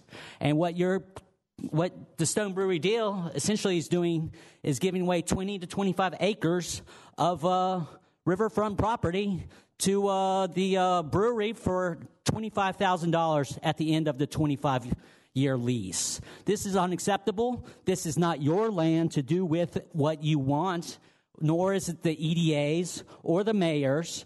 You all have a job to stand up for the resources that belong to the city of Richmond and the citizens, not to give it to the highest bidder. We are actually the lowest bidder, or we're giving the most to them. You know, it's bad when you have Mr. Hingle from the Times-Dispatch saying, did we give Stone Brewery too much? Hell yeah, we gave them too much. We're giving them $5 million as a city. The state is giving them nearly $6 million. And then we are charging them less than $150,000 a month for rent to pay off the $23 million facility that we are building for them, that we are leasing to them for $1.50 per square foot, when the commercial rate for industrial property in the city of Richmond is between $5 and $10 per square foot. That is saving them over $250 million in commercial rent, what they should be paying, and we are giving away for nothing. All we're asking them to do is pay for the building that we're building for them, pay for the restaurant that we're going to build for them that's going to create 200 part-time low-wage jobs. This is unacceptable. You guys have a duty to the citizens not to give away our property. You should not give this land away. It's not yours to give away, and the public is sorely informed about. And this sort of crap is normal. Corporations always seek to get giveaways or property or money. Whatever it is, it belongs to the taxpayers, not to the 9 of you, not to the mayor, not to the representatives on the EDA from Hutton and Williams Mullins, the same guys who have... End to summarize. All right.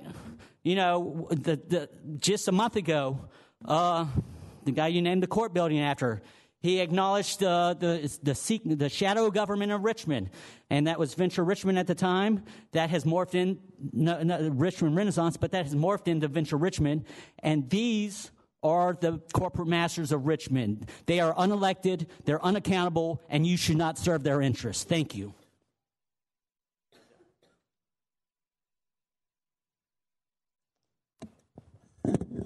Madam President, members of City Council, my name is John Moser from the 3rd District. I actually came down here tonight to talk because I thought you were going to be talking about transferring some land to the EDA for the Stone Brewing Company, but as this is on the subject of Stone Brewing, I don't have remarks prepared, but I wanted to voice my opposition to the project, to the way it's being handled, largely in secret. I remember the day that the deal was announced on the Capitol steps. I was a bit surprised because it seemed that it was a done deal, that it had not been vetted or approved by the people, and the people are going to be paying for it.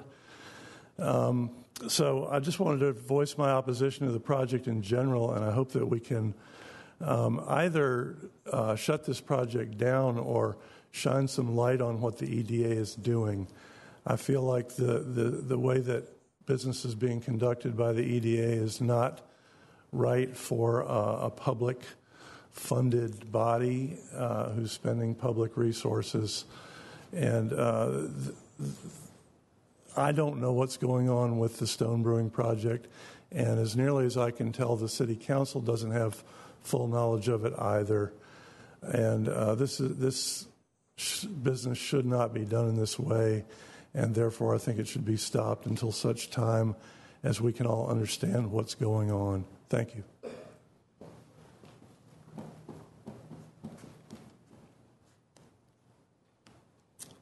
City Council, my name is Dirk Graham. I own Bottoms Up Pizza and represent my 75 employees, and I want to second these two gentlemen. I agree wholeheartedly with what they had to say, but I'm coming from the standpoint of the consideration that my restaurant's 5,000 square feet. This is a 30,000 square foot restaurant. It's 6 bottoms ups in one.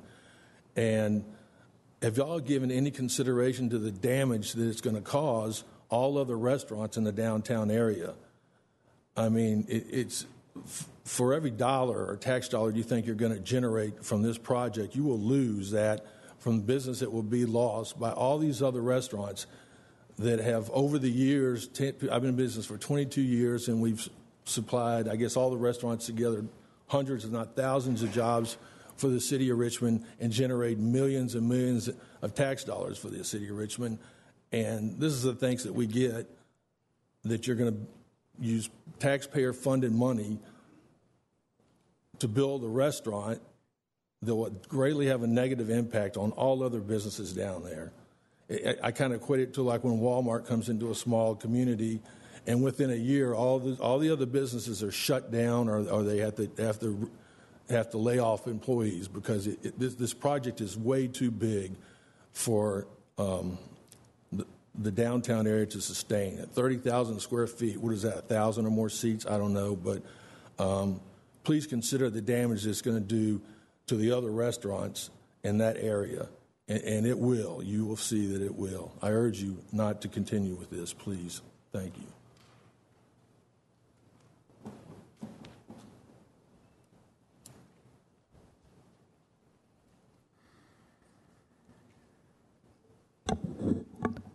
Yeah, I'm a man. I'm one of the people. I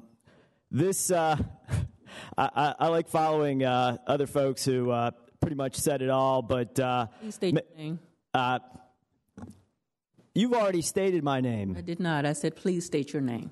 Please. You're lying again. I've caught you lying, and you always put your hands around your face when you lie. I mean, that's been documented on YouTube.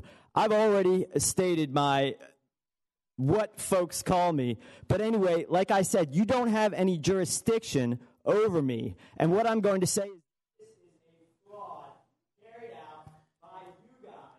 You guys are carrying out fraud. You're out of order. Mr. Dorsey, either you say your name and move forward, or we'll have somebody escort you out. Today is not the day for this, sir. Chris, say your name.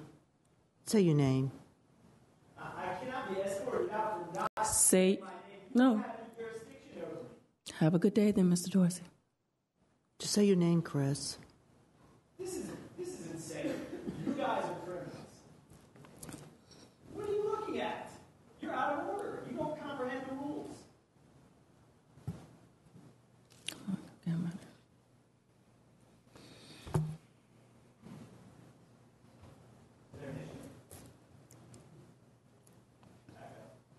Is there anyone to speak in favor of the paper?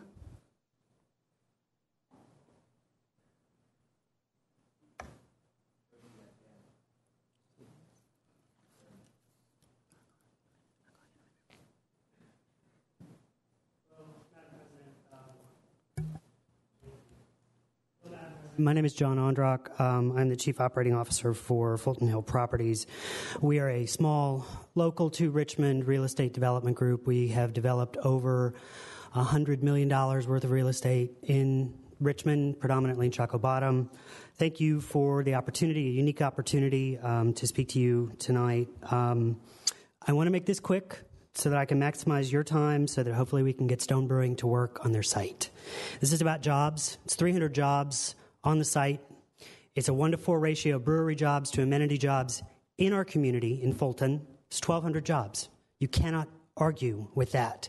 It is unconscionable that you would even consider arguing about it.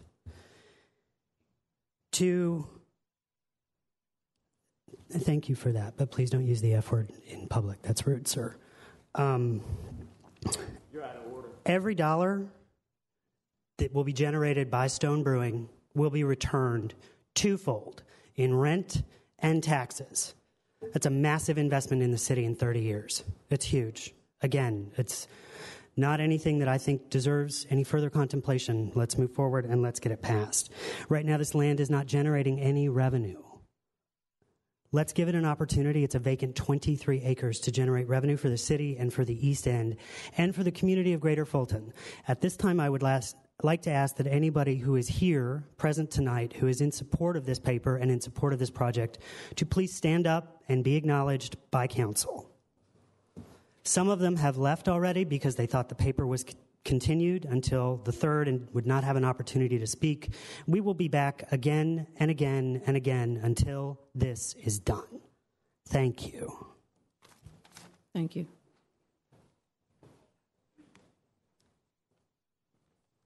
Hello, Madam President and members of the council. My name is Julie Ellen Sarver.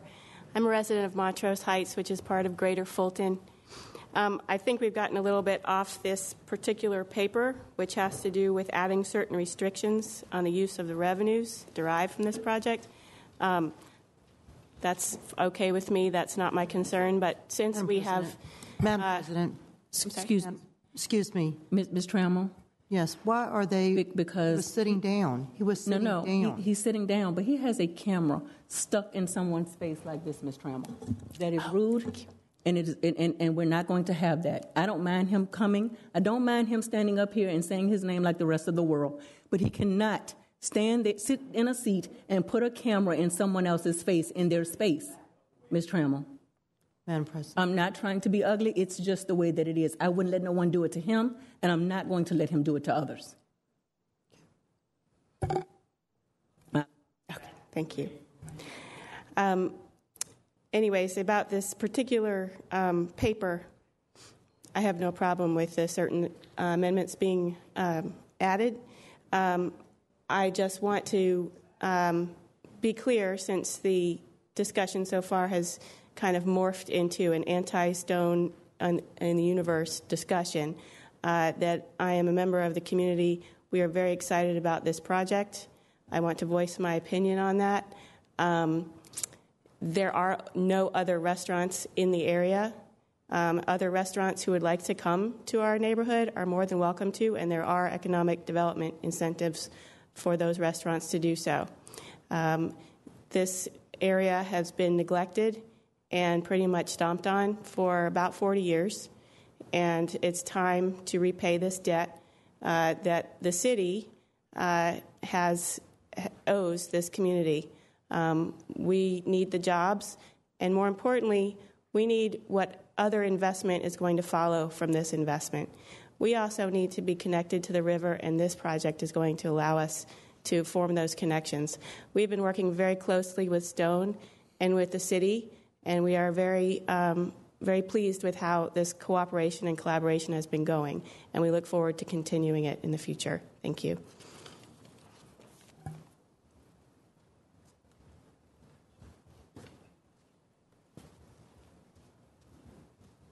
Good evening.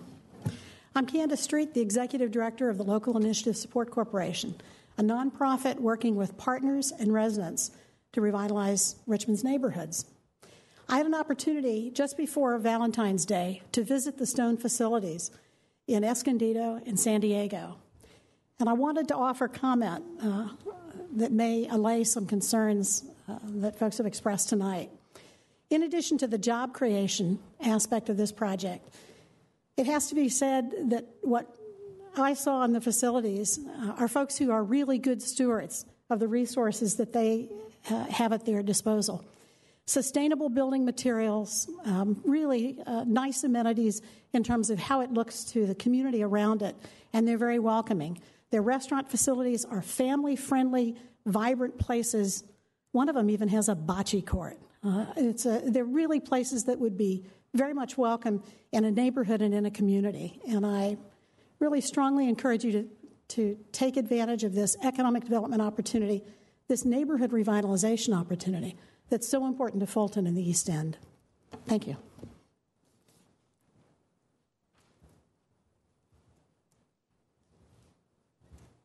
Is the representative from Stone going to say anything? Sure.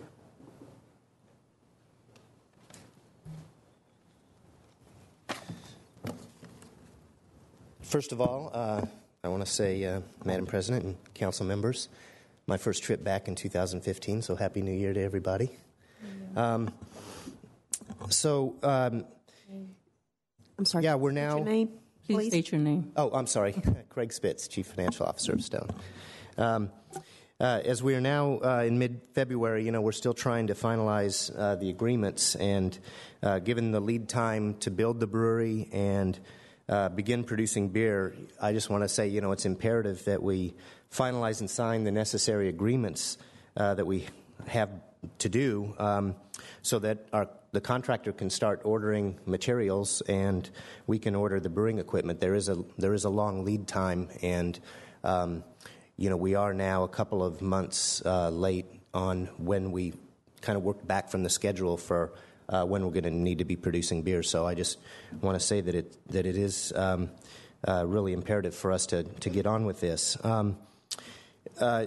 Regarding the restaurant, and which we call the bistro, I'd just like to reiterate that the city is not giving Stone a loan in any way, or using city funds that could be used for alternative purposes, such as schools or roads. The city owns property, which includes the intermediate terminal building, that is set idle for decades. And, the EDA is going to obtain specific financing to improve the property, the intermediate terminal property, and accordingly, Stone will sign a 25-year lease to operate that property, and with that, the city is going to get a positive return on their investment on property that is set idle for decades and hasn't been generating any income for the city.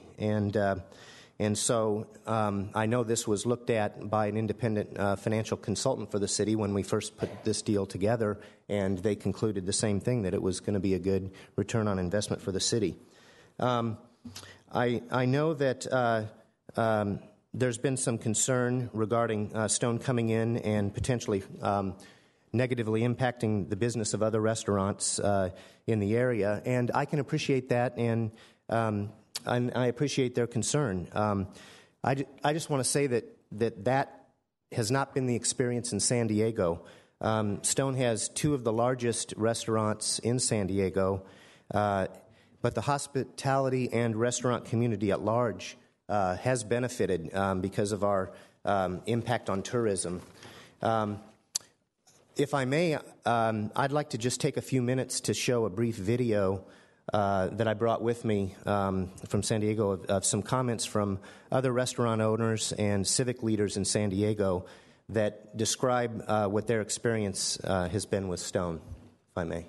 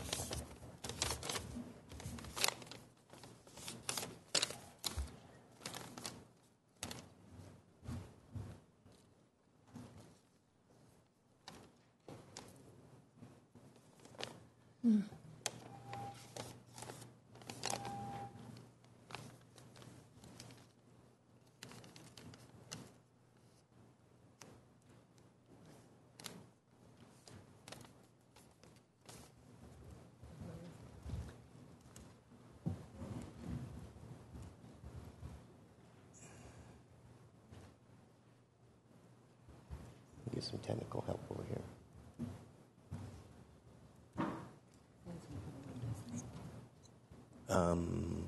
I can't read that.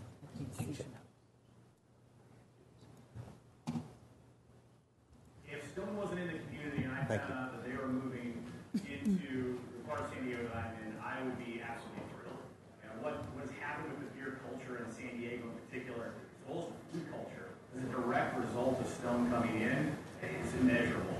We have doubling the economic impact of the industry here in San Diego, from $300 million to $600 million, and to put that in perspective, $500 million was the estimated economic impact for the Super Bowl in Arizona. So, we are bigger than the Super Bowl. Yeah, if it wasn't for Stone, we would never have opened.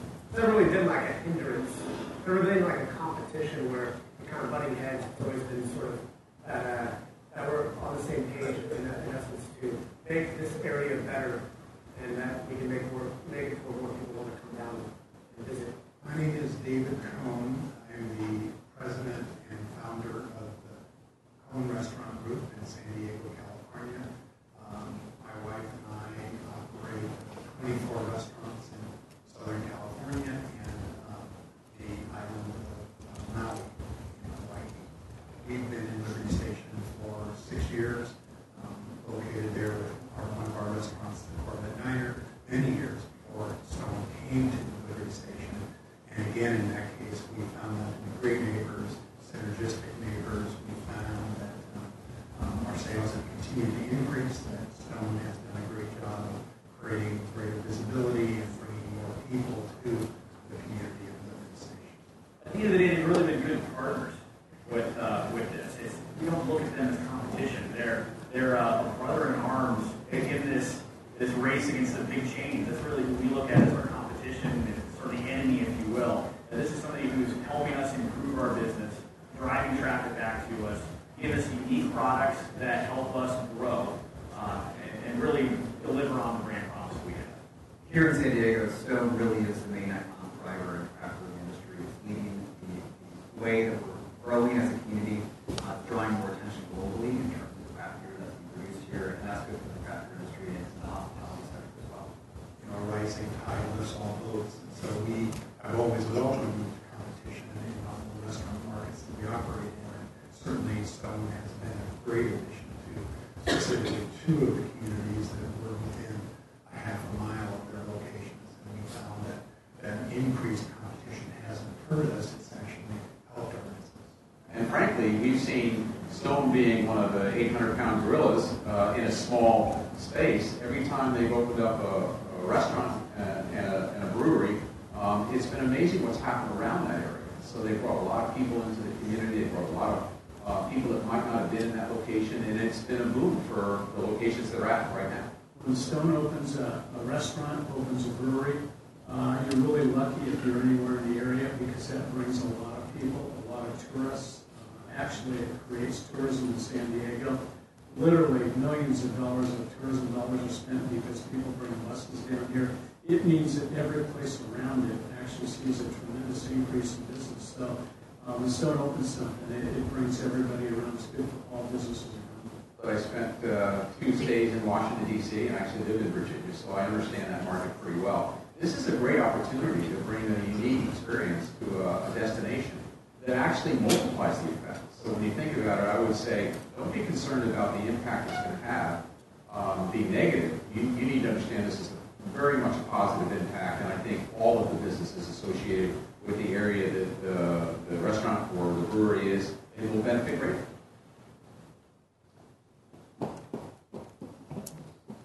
Thank you.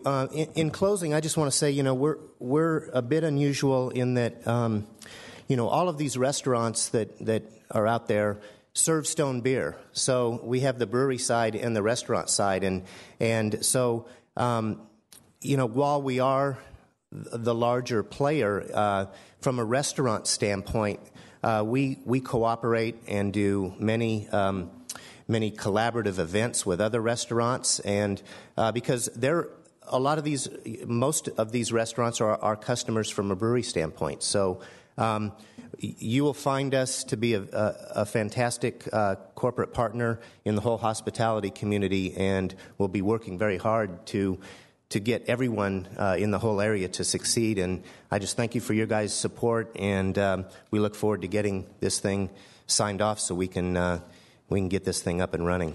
Thank you. Thank you. Madam President, Ms. you're bringing it back to council. Yeah, I'm sorry.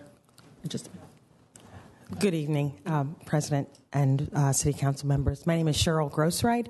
I'm the Executive Director of the Neighborhood Resource Center of Greater Fulton, and I guess I speak for our neighbors in communities of Fulton Hill, and Montrose Heights. I, too, had the opportunity to visit Stone in San Diego, and what I learned about the Stone Brewing Company is that it's not just a beer company. And I think sometimes when you hear, well, a brewery's coming to town, people think beer. Well, when you think about Stone and what they're going to bring to the region, you have to think so much more broadly.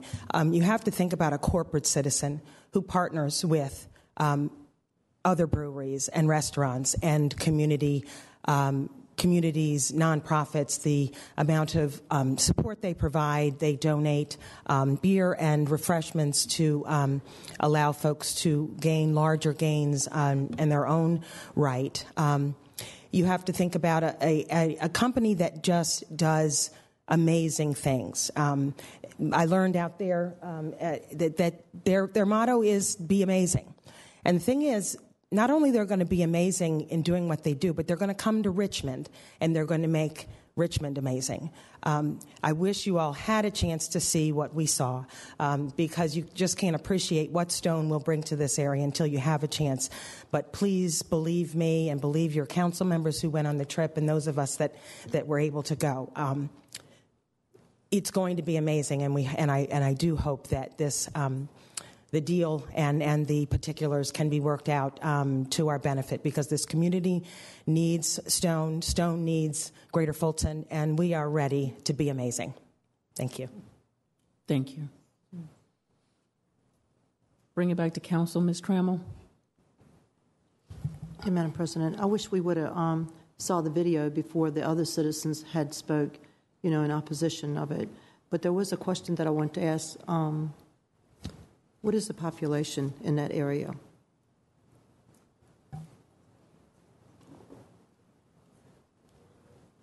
I believe the full metro area is around 3 million. I believe 4. But we also, to put that into perspective, we have 100 breweries in San Diego. So. There's the significant scale as well.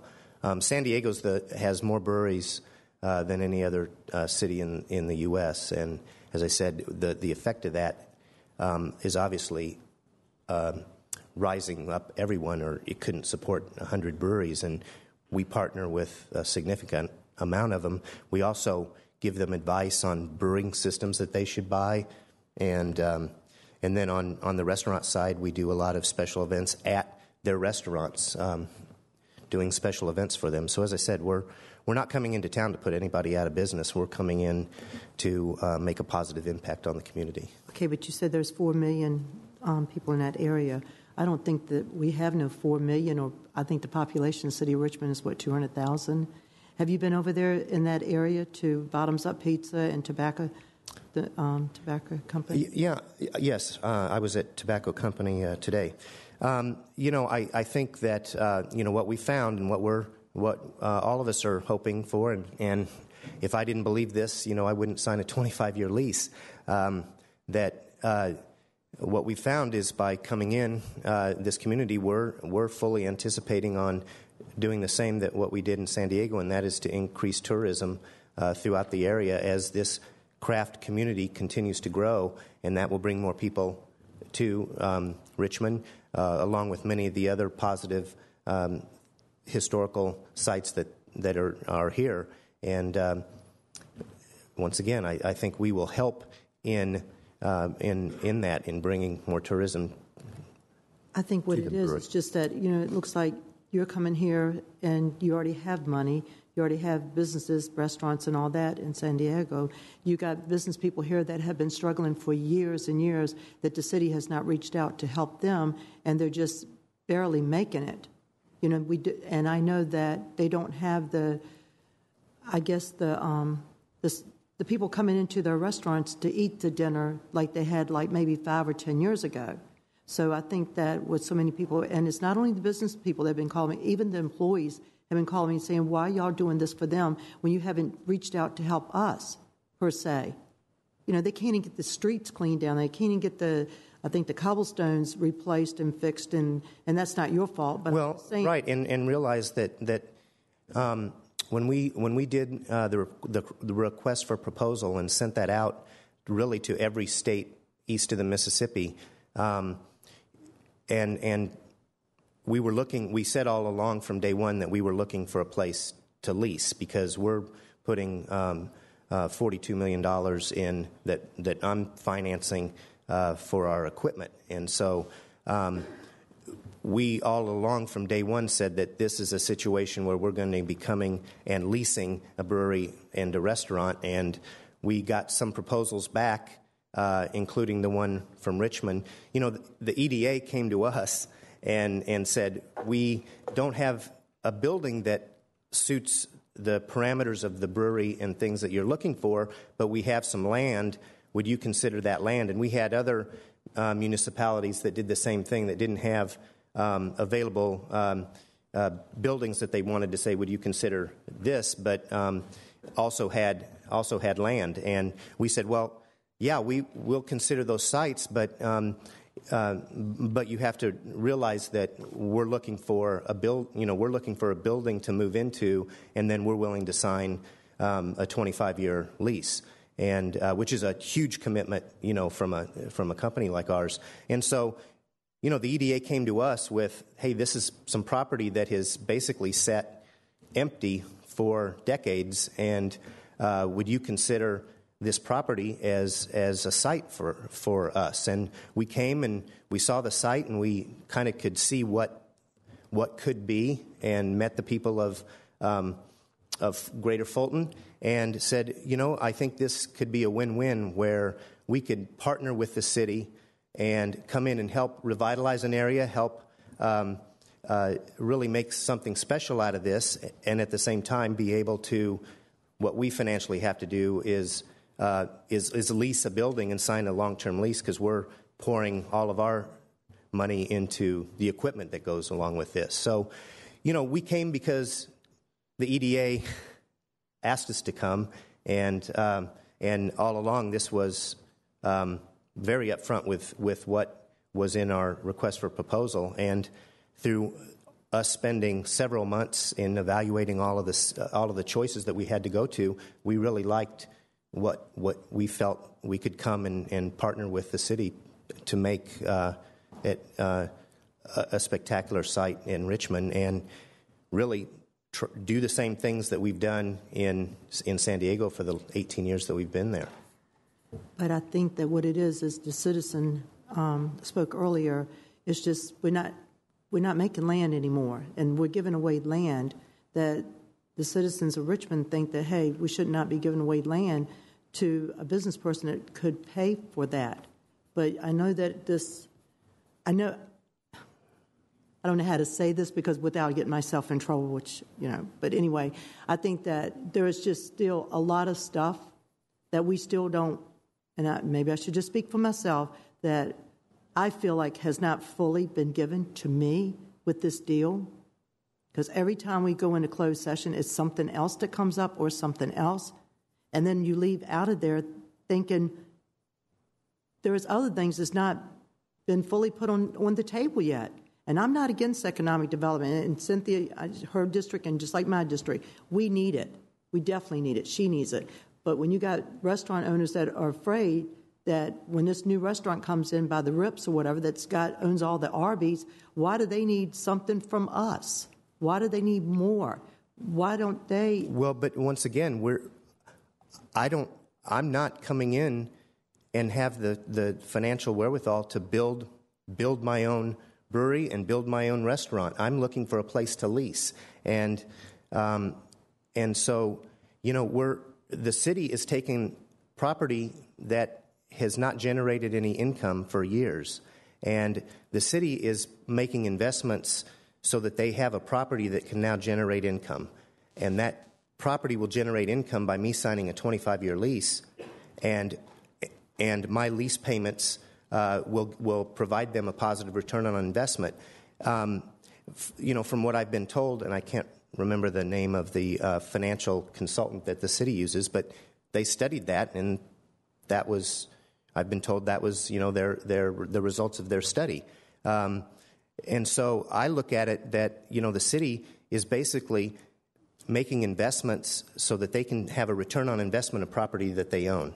And it's not a matter of them deciding, do I want to fix potholes or fix schools or spend the money to do that? Because the money that the EDA is raising in order for them to build these improvements, is specific to that cause. So it's not taking money that could be purposed elsewhere within the city. And I think that has been a misconception out there in the community that from everything I've read, and I've read a lot of negative things, but I think a lot of that is that there's a lot of misconception in the public on how this is really working and what's going on, and we're coming in and partnering with the city to help the city not only revitalize an area of the river that hasn't been developed for years,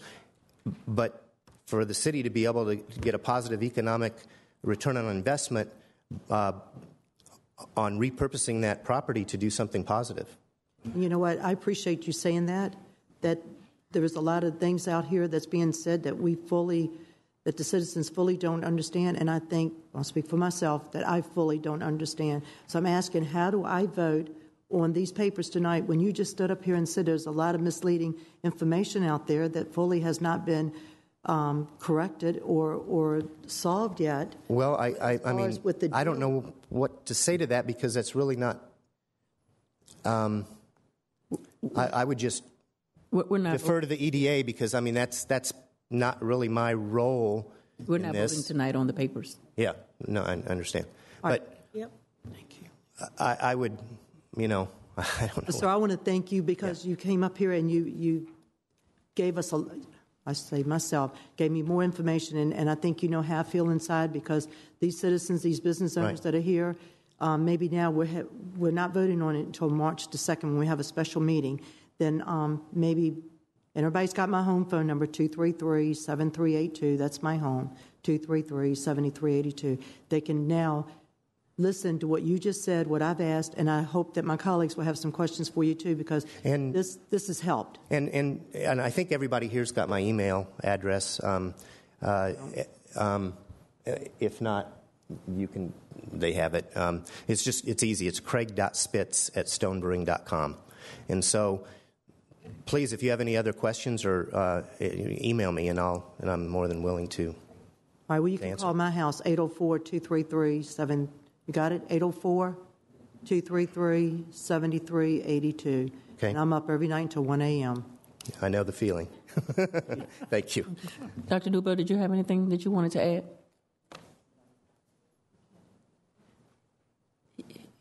Yes, he's already spoke. Want to speak? Madam President, may I speak again very quickly? I received a message from the president of our organization specifically in response to what the owner of Bottoms Up Pizza said. She developed that building 20 years ago and received heavy subsidies equal to $1.25 million from the city of Richmond. If you qualify the historic tax credits that building received, the investment of public funds is close to $3.5 million. Thank you. I appreciate it. Just clarifying that. Thank you. I'm sorry, could you please state your name for the record? John Ondrock. Thank you. Thank you. Could I have a 1-minute rebuttal on what they had to say? I'm going to give you 1 minute. Thank you, Madam President. Thank you. I hear, members of people that live in Fulton Bottom come in saying this is all about jobs. I'd like to ask the CEO, how many of these jobs are going to become, the well-paying jobs are going to be coming from Richmond, or are they going to be coming from San Diego?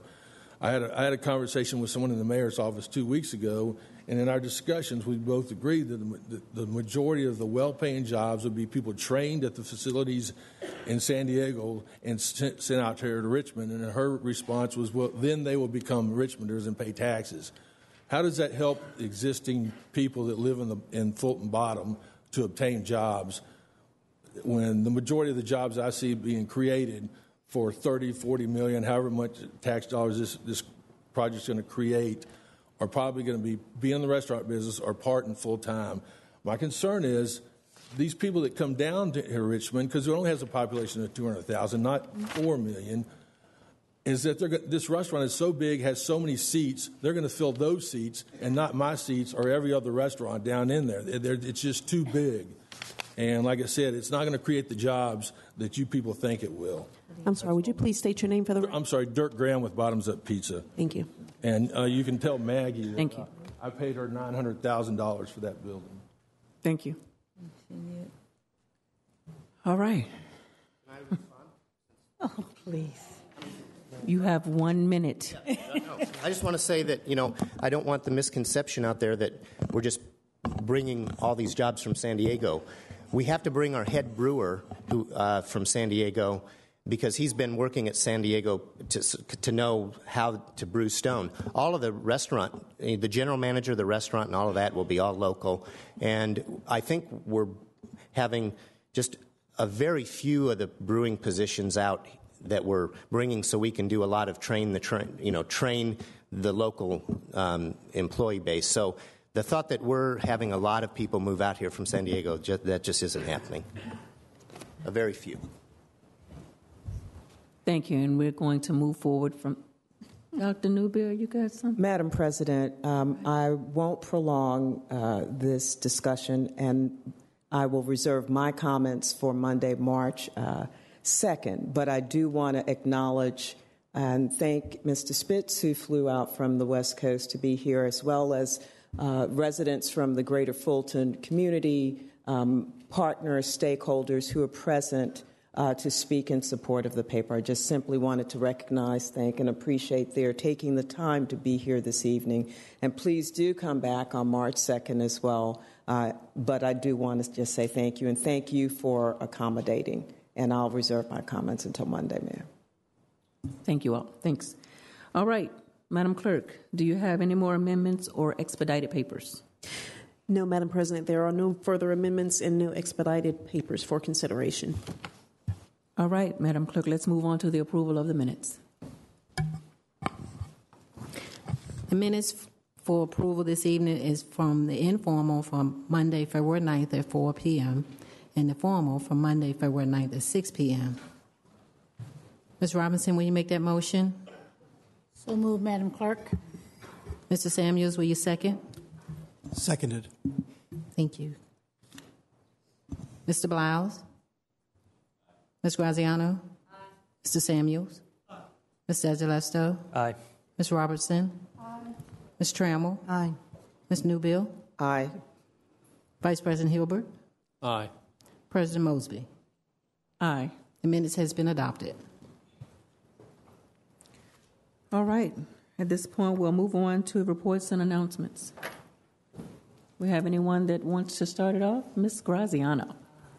Thank you, Madam President. I really just have one announcement, but I think it's pretty important, and that is tomorrow night, February 24th at 7 o'clock, I will be having my district meeting. It's going to be at Huguenot High School. I believe Dr. Bedden is going to be there. It will be a tour of the high school, and it's not limited just to people in the 4th District. This is an opportunity for anybody in the city to come and see what the city can do when we put our minds to it, and to see how much we value public education in terms of dollars being spent to make sure that our young people get the best education possible. Thank you.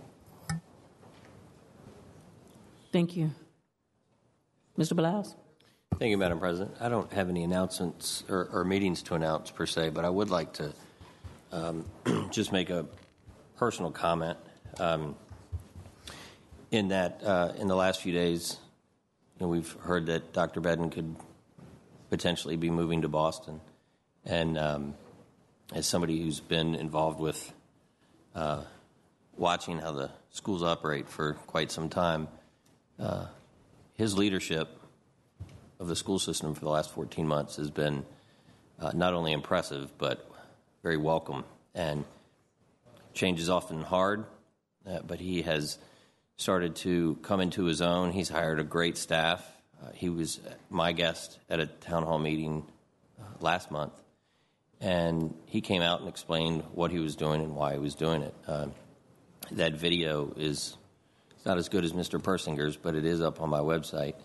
And I encourage people to take a look at it. There's a trending topic on Twitter right now, which is #BetterWithBedden.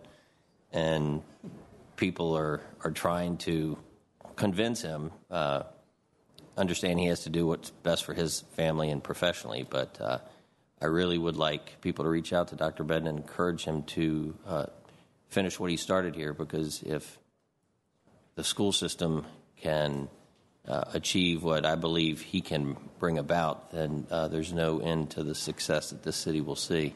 And I've got my fingers crossed until Boston makes a decision. But I think the public should let Dr. Bedden know that we support him. Thank you. Thank you, Mr. Blouse. Mr. Samuels? Round out this side. On the next week and a half to 2 weeks, it's Neighborhood Association Week in the 2nd District. Tuesday, February 24th, the Robinson Association will meet at 5:30 at Retreat Hospital. That same night, an hour later, the Carver Area Civic Association will meet, CASEL, at 7 p.m. at VCU's Carver Community Center. The next Monday, March 2nd, the Fan District Association will hold their monthly meeting at 208 Strawberry Street. The next morning after that, on March 4th, Wednesday, Scott's Addition Civic Association will meet at 8:30 a.m. at Riverside Page, which is in Scott's Addition.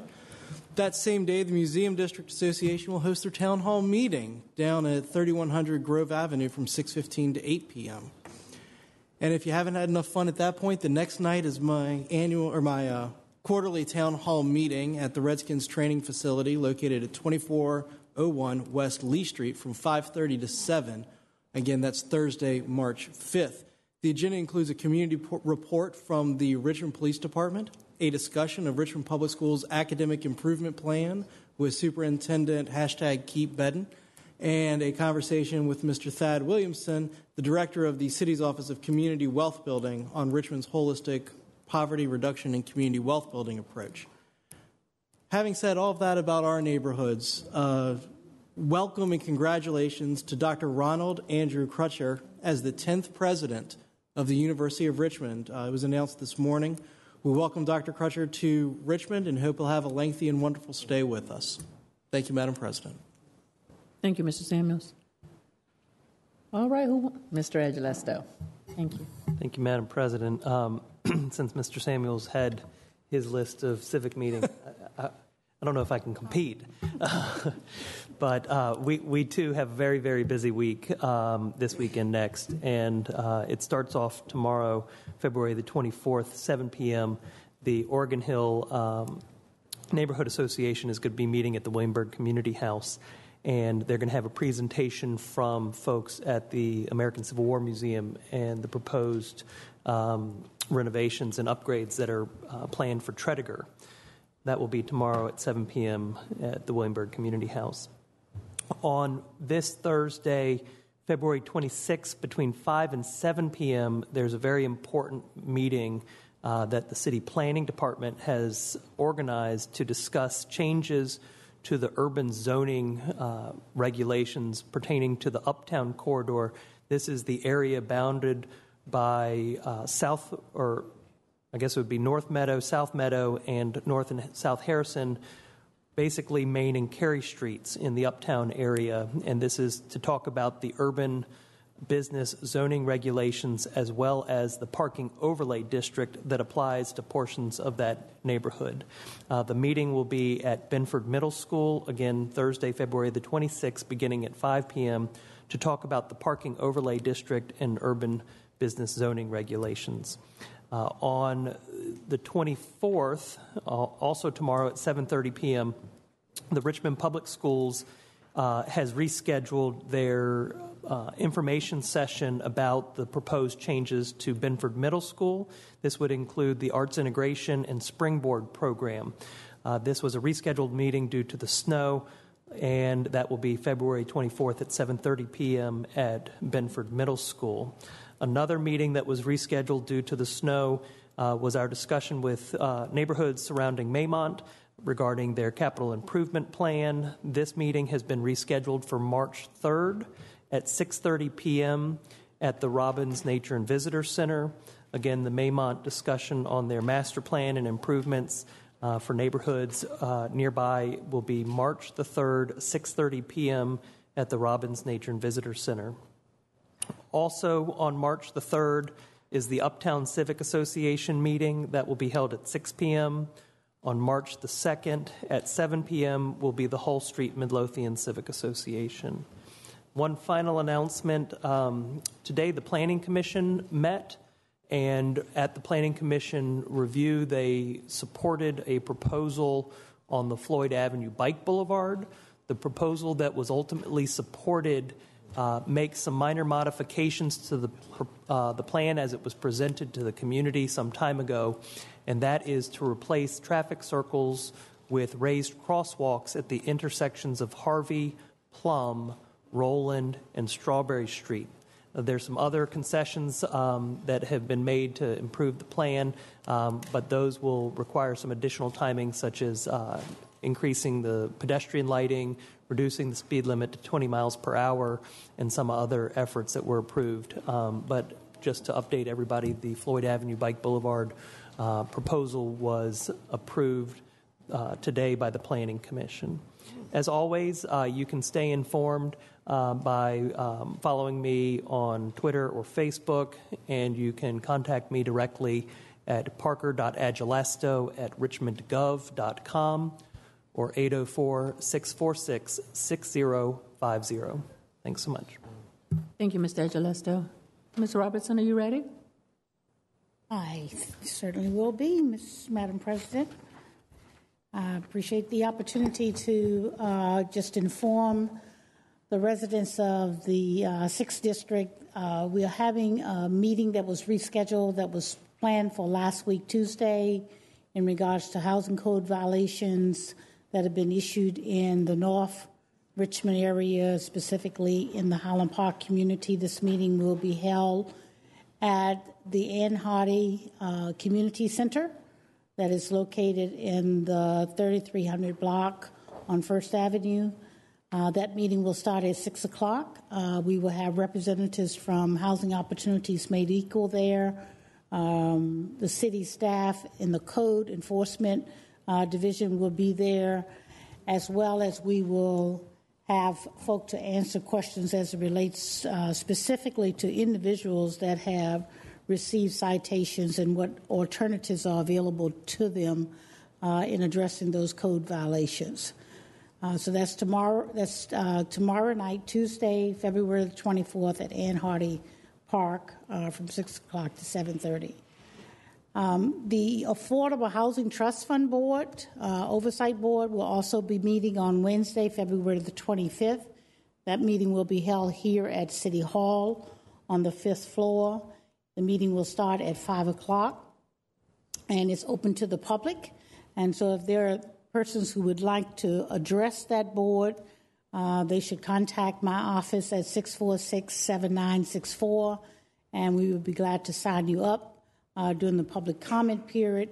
The agenda for that meeting is to review a affordable housing strategy that has been done by the city administration. The board will be reviewing that, as well as making a final decision on supporting applications that have been received for funding through the Affordable Housing Trust Fund. Also, on March the 3rd, the Alternative to Incarceration Board will be meeting here at City Hall. That meeting will take place on the 3rd floor, City Council Conference Room. That meeting will start at 6 o'clock, and that meeting is also open to the public. And you may likewise contact my office if you would like to present to that board by calling 646-7964.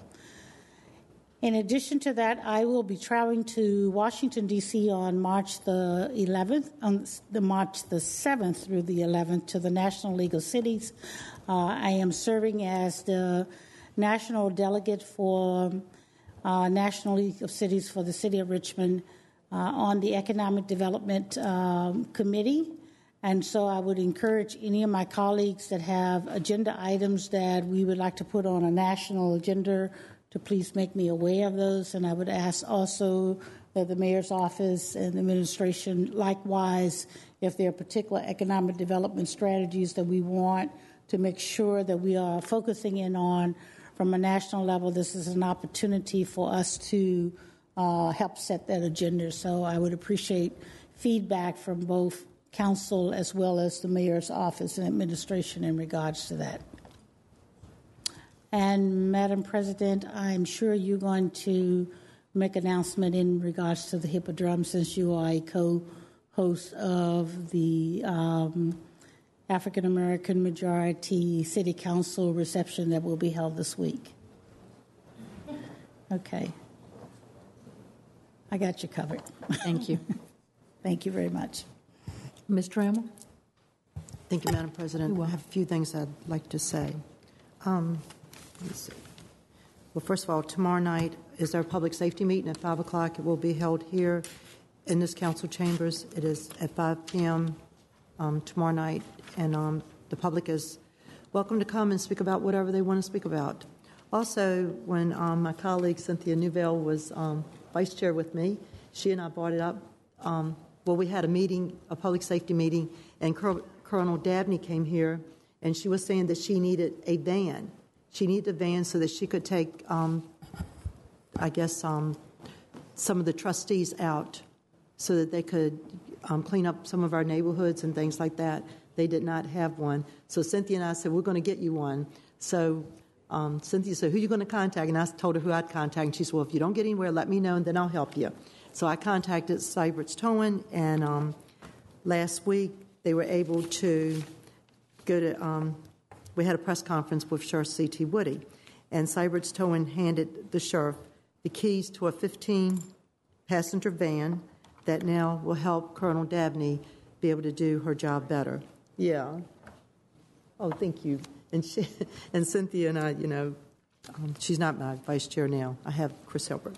But anyway, she and I worked good together, and she helped me a lot. So I just want to take this time to thank her. And I know that the sheriff sent out a press release, and it says, it is such a wonderful feeling to know that leadership here in the city of Richmond can work in partnership with private businesses to meet the needs of our community, said Sheriff Woody. So I'm just so grateful that Cybert's Towing came through with that. Also, let's see.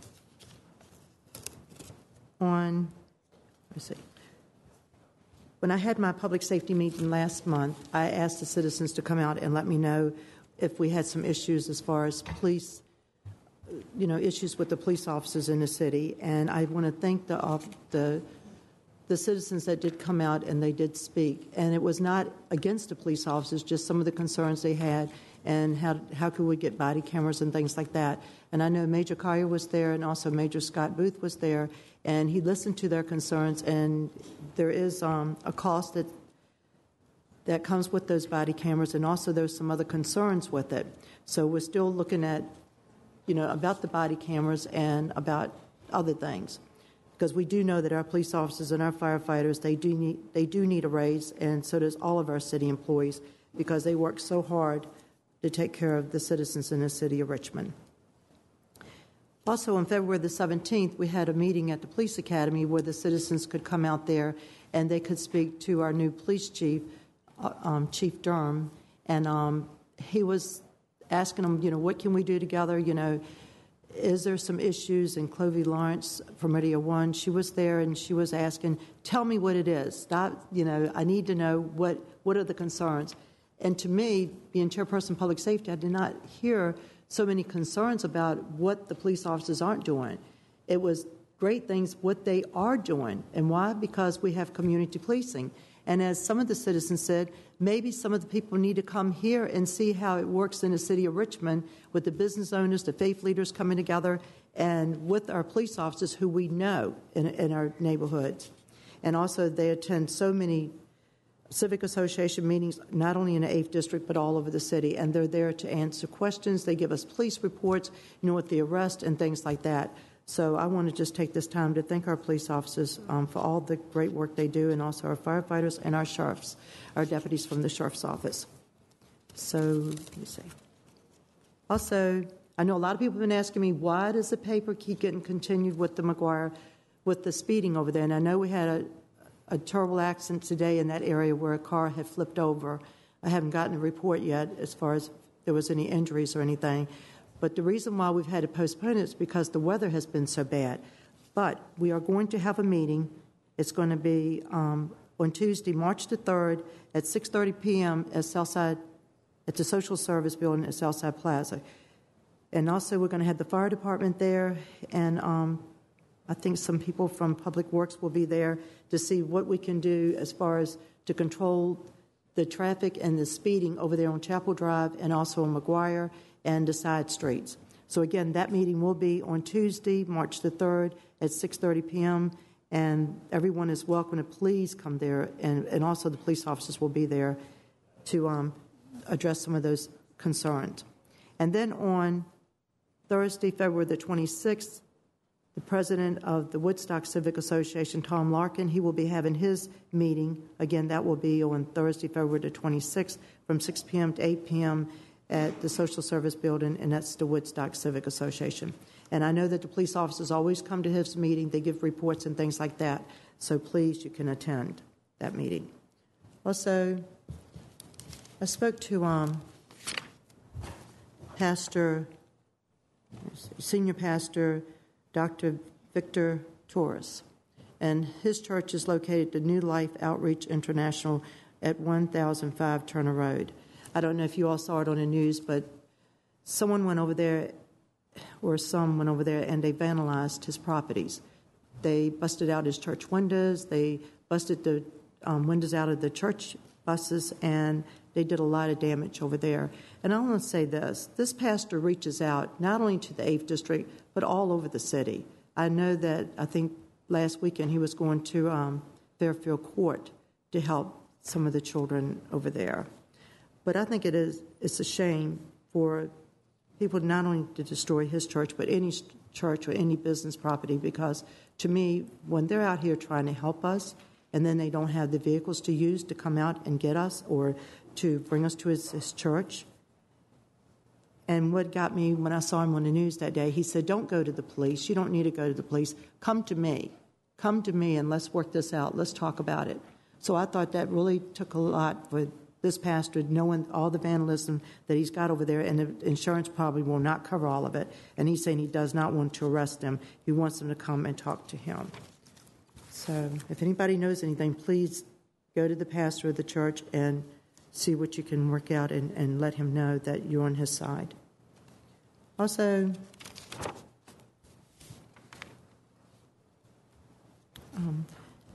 Nate Eden, he's a senior reporter with Channel 8 News. His name is Nate Eden. Him and his family has gotten a promotion to move out of the city of Richmond and to go somewhere else. And we wish him well, because I know that Nate has done so much, not only in the 8th District, but covering some of the stories that I'm quite sure that some other reporters might not want to go into some of the situations that he went into. One that I think about real fast was one over there in Albany where the raw sewage was running out of people's houses, and they called Channel 8, and Nate went over there and did the story. And when I went over there, it would take your breath away when you smelled the smell that was coming out from the raw sewage. So I just want to take this time to tell Nate, thank you for a great job that you've done, and I know that God has blessed you and your family with much better. And also I want to thank you for doing this story, the 20-minute interview with Governor Mayor L. Douglas Wilder. He did that story just a few weeks ago, 20-minute interview, and it's on his website. I'm quite sure it's still on there. But anyway, that was Governor Mayor Wilder's first interview, I think, in 6 years. And he granted Nate the interview. So I just want to thank you, Governor Mayor Wilder, for letting Nate Eden do the story, because I saw it, and I tell you, it was well done. This right here is your smoke alarm. Just smoke alarm. If you call 646-1526, that's 646-1526, these firefighters will come to your house. They will install the smoke alarm for you for free. It doesn't cost anything. So like our President of the United States of America said, Barack Obama said, take advantage of it while it's free, because everybody should have a working smoke alarm in your house, in your business, in your apartment, in your church, and get it because it don't cost anything. And if you can't get in touch with them, you can go to the nearest fire station and set up an appointment, and they will come there and they will install this, and they will also check the battery. And if you need a battery, they will install the battery. Again, it is free. So please, please take advantage of it. And if you have any questions, you can call my home, 804-233-7382, or my personal cell, 804-240-5050. I do not answer the city phone because I'm never here. So just call me and call my home or call my cell. Thank you. Thank you, Ms. Trammell. Dr. Newbill? Thank you, Mr. Vice President. Just one announcement. Due to inclement weather, the last Churchill North Neighborhood East End Transformation public meeting was postponed, and a new meeting has been scheduled, and the city, the Richmond Redevelopment and Housing Authority, the community builders, and I invite and encourage all in the public to come out on Thursday, March 5th, from 6 to 8 p.m. at the Woodville Elementary School located at 2000 North 28th Street to receive updates and get a sense and clarity regarding next steps towards implementation of that transformation.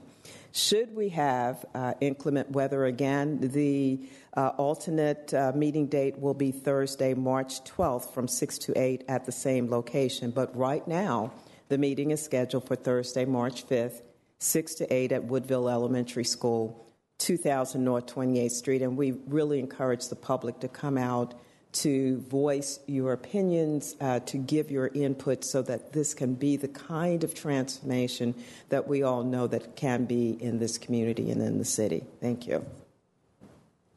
Thank you, Dr. Newbill, and good luck on that weather. Hopefully March will be kinder to us than February. Excuse me, the 3rd District will have our next district meeting on Wednesday, February the 25th, the day after tomorrow, 6 o'clock, at the Partnership for Families North Side, which is located at 800 West Graham Road, and that's 1 block east of Chamberlain Avenue. Please note that as previously mentioned, the new Chief of Police, Alfred Durham, will not be able to attend, but we will reschedule him for a future meeting. We are going to have 3 presentations, and the first will be from the Virginia Union University Small Business Development Center. We'll talk about their mission of assisting small businesses in the area. The Finance Department will be on hand to discuss guidelines for tax relief for the elderly and disabled, and to confidentially answer questions that you have about the program. And finally, we'll have a presentation from DPW, that is the Department of Public Works, regarding the new recycle bins and how to get the bins delivered to your home and a time frame for that. If you'd like to be on our email list, an email blast goes out a couple of times a week. Please contact Lisa Towns, that's TOWNES at richmondgov.com, or call her at 804-646-6055. If you are contacting me about city business, please be sure that you are using my City of Richmond email, which is chris.hilbert@richmondgov.com. Thank you, Madam President. Thank you, Mr. Hilbert. All right. The Forest View Civic Association will hold their next civic meeting, and it's a combined meeting with the 4th and 9th District on March 5th at 7 p.m. The 9th District meeting will be March 19th at Goodwill of Central Virginia, 6301 Midlothian Turnpike.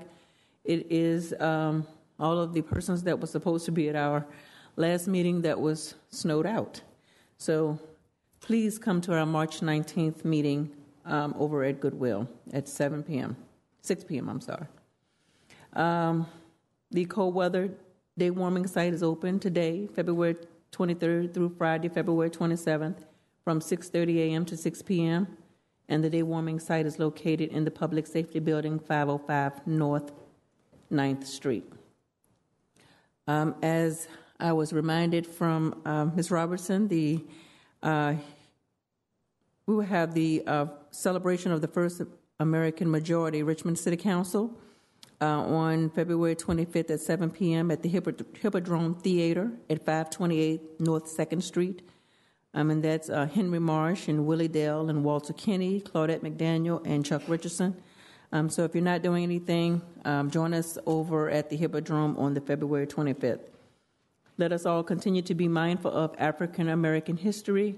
And even as we round out the last week of February, let us remember one central lesson from the past echoed by W.E. Du Bois, the first African American PhD graduate from Harvard and one of the founders of the NAACP.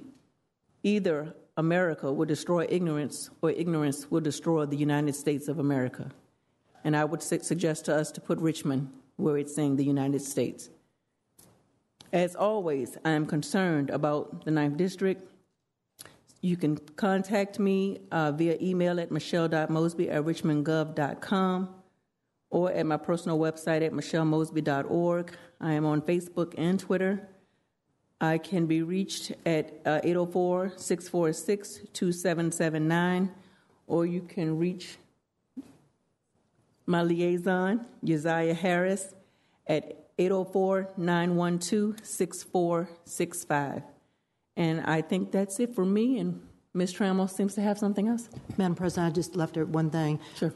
I got an email earlier about the paper that I had that we were supposed to take to land use about renaming City Hall for Governor and Mayor L. Douglas Wilder. And the reason why we did not vote on it tonight because we had to continue it because Tuesday we had bad weather and we had to cancel all the committee meetings or that committee meeting. So it will be heard in March, right, Madam President? Yes, it will go to the land use. Go to land use? March land use meeting, and from there. All right, thank you. Do you know what day that is? I'm sorry? What day that would be? I think the 17th. 17th of March? Of March is land use. And it's at 3 o'clock here, right? Yes. Okay, thank you. Yes. Thanks, Madam President. No problem. All right. Madam Clerk, please read the introductory papers for this evening. Introductory papers for this evening are as follows. Ordinance number 2015-36 to authorize the CAO to accept $1,900 from the Office of the Attorney General of Virginia and to transfer $190 in managed funds from the Department of Police and to appropriate the total amount of $2,090 for the purpose of providing the grant to the Police Department to administer the Triad Criminal Prevention for Seniors Grant Program. Public Safety, February 25th at 5. Council public hearing, March 9th at 6. Ordinance number 2015-37 to authorize the CAO to accept $320,000 from the Virginia Department of Transportation to transfer $80,000 in matching funds from the FY15 capital budget and to appropriate the total amount of $400,000 to the new Cannon Creek Trail Connector project for the purpose of constructing a bicycle pedestrian trail beneath I-64 overpass from Valley Road and Hospital Street. Planning Commission, March 2nd at 1:30. Council public hearing, March 9th at 6 p.m. Ordinance number 2015-38 to declare surplus and direct the sale of 1309 North 23rd Street, 1802 Montero Avenue, 206 West Home Street, 3020 Garland Street, 3600 Delaware Avenue, and 3028 Montrose Avenue to the Southside Community Development and Housing Corporation for enabling the redevelopment of the properties. Planning Commission, March 2nd at 1:30 p.m. Council public hearing, March the 9th at 6 p.m. Ordinance number 2015-39 to authorize the CAO to accept $5,000 from the Virginia Commission of Arts and to appropriate the amount to the general fund budget for the purpose of providing a grant to the Cadet Theater Company. Finance and Economic Development Standing Committee, March 19th at 3 p.m. Council public hearing, March 23rd at 6 p.m. Ordinance number 2015-40 to amend City Code 98-403 for the purpose of exempting from admission tax certain house and garden tour and benefit non-profit organization beginning July 1st, 2015. Finance and Economic Development Standing Committee, March 19th at 3 p.m. Council public hearing, March 23rd at 6 p.m.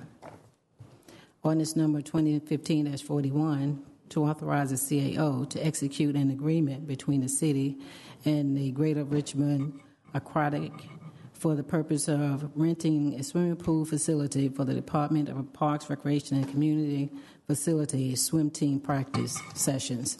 Education and Human Services, March 13th at 5 p.m. Council public hearing, March 23rd at 6 p.m. Ordinance number 2015-42 to amend the general fund budget for FY15 to transfer $200,000 from the Department of Economic and Community Development for the purpose of providing a grant to the Southside Community Development and Housing Corporation to complete a construction of 6 houses under the Neighborhood Stabilization Program 1. Finance and Economic Development Standing Committee, March 19th at 3 p.m. Council public hearing, March 23rd at 6 p.m.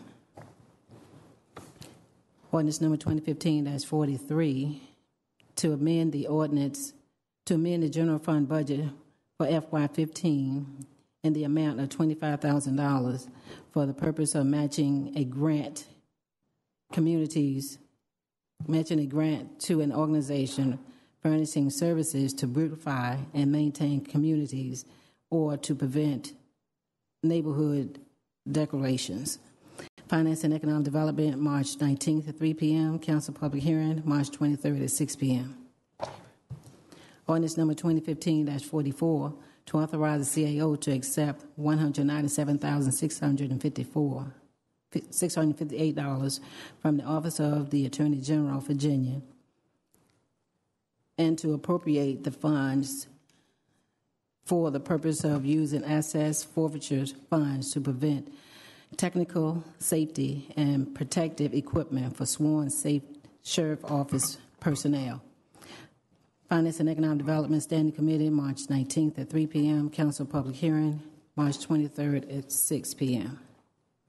Ordinance number 2015-45 to amend City Code by adding a new division 9.3 concerning the establishment of the Clean City Commission for the purpose of complying with City Code 2-1084 and to modify the composition of the commission to allow any person who live or work in the city to fill seats designated for voters in particular council district under certain circumstances. Land Use, Housing, and Transportation Standing Committee, March 17th at 3 p.m. Council public hearing, March 23rd at 6 p.m. Ordinance number 2015-46 to grant an option to the Richmond Redevelopment Housing Authority to acquire 1501 North 31st Street and 1611 North 31st Street for the purpose of constructing and developing an affordable housing development financed in part with an allocation for low-income housing tax credit provided through the Virginia Housing Development Authority. Planning Commission, March 2nd at 1:30 p.m. Council public hearing, March the 9th at 3 p.m. I'm sorry, at 6 p.m. Resolution number 2015-R115 to approve $2,523.05 from the Council District Fund to pay for printing and mailing postcards for 4th District residents. Council public hearing, March the 9th at 6 p.m. Madam President, that concludes the reading of the introductory papers. Thank you, Madam Clerk. Mr. Jackson? I think we may need a correction on one of the papers, public hearing date. Okay.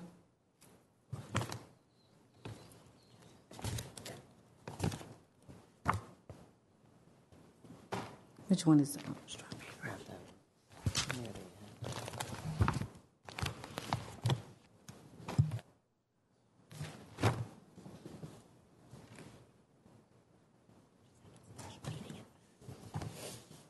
Okay, ordinance number 2015-46. The public hearing date is for March the 2nd, special council meeting at 5 p.m. Thank you, Madam Clerk. All right, if there being no further business before council, this meeting is adjourned.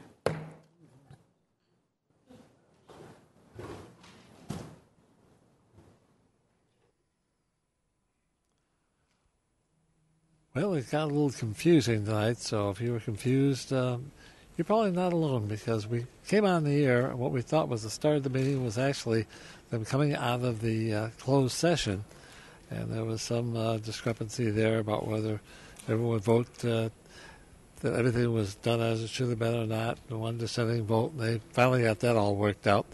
So we got to the regular meeting at about 6:08 tonight, so got to awards and presentations, only one of those, then the agenda review, and there was quite a bit of talk during the informal session at the end of that, which you may have caught too, about the two papers for the Stone Brewery.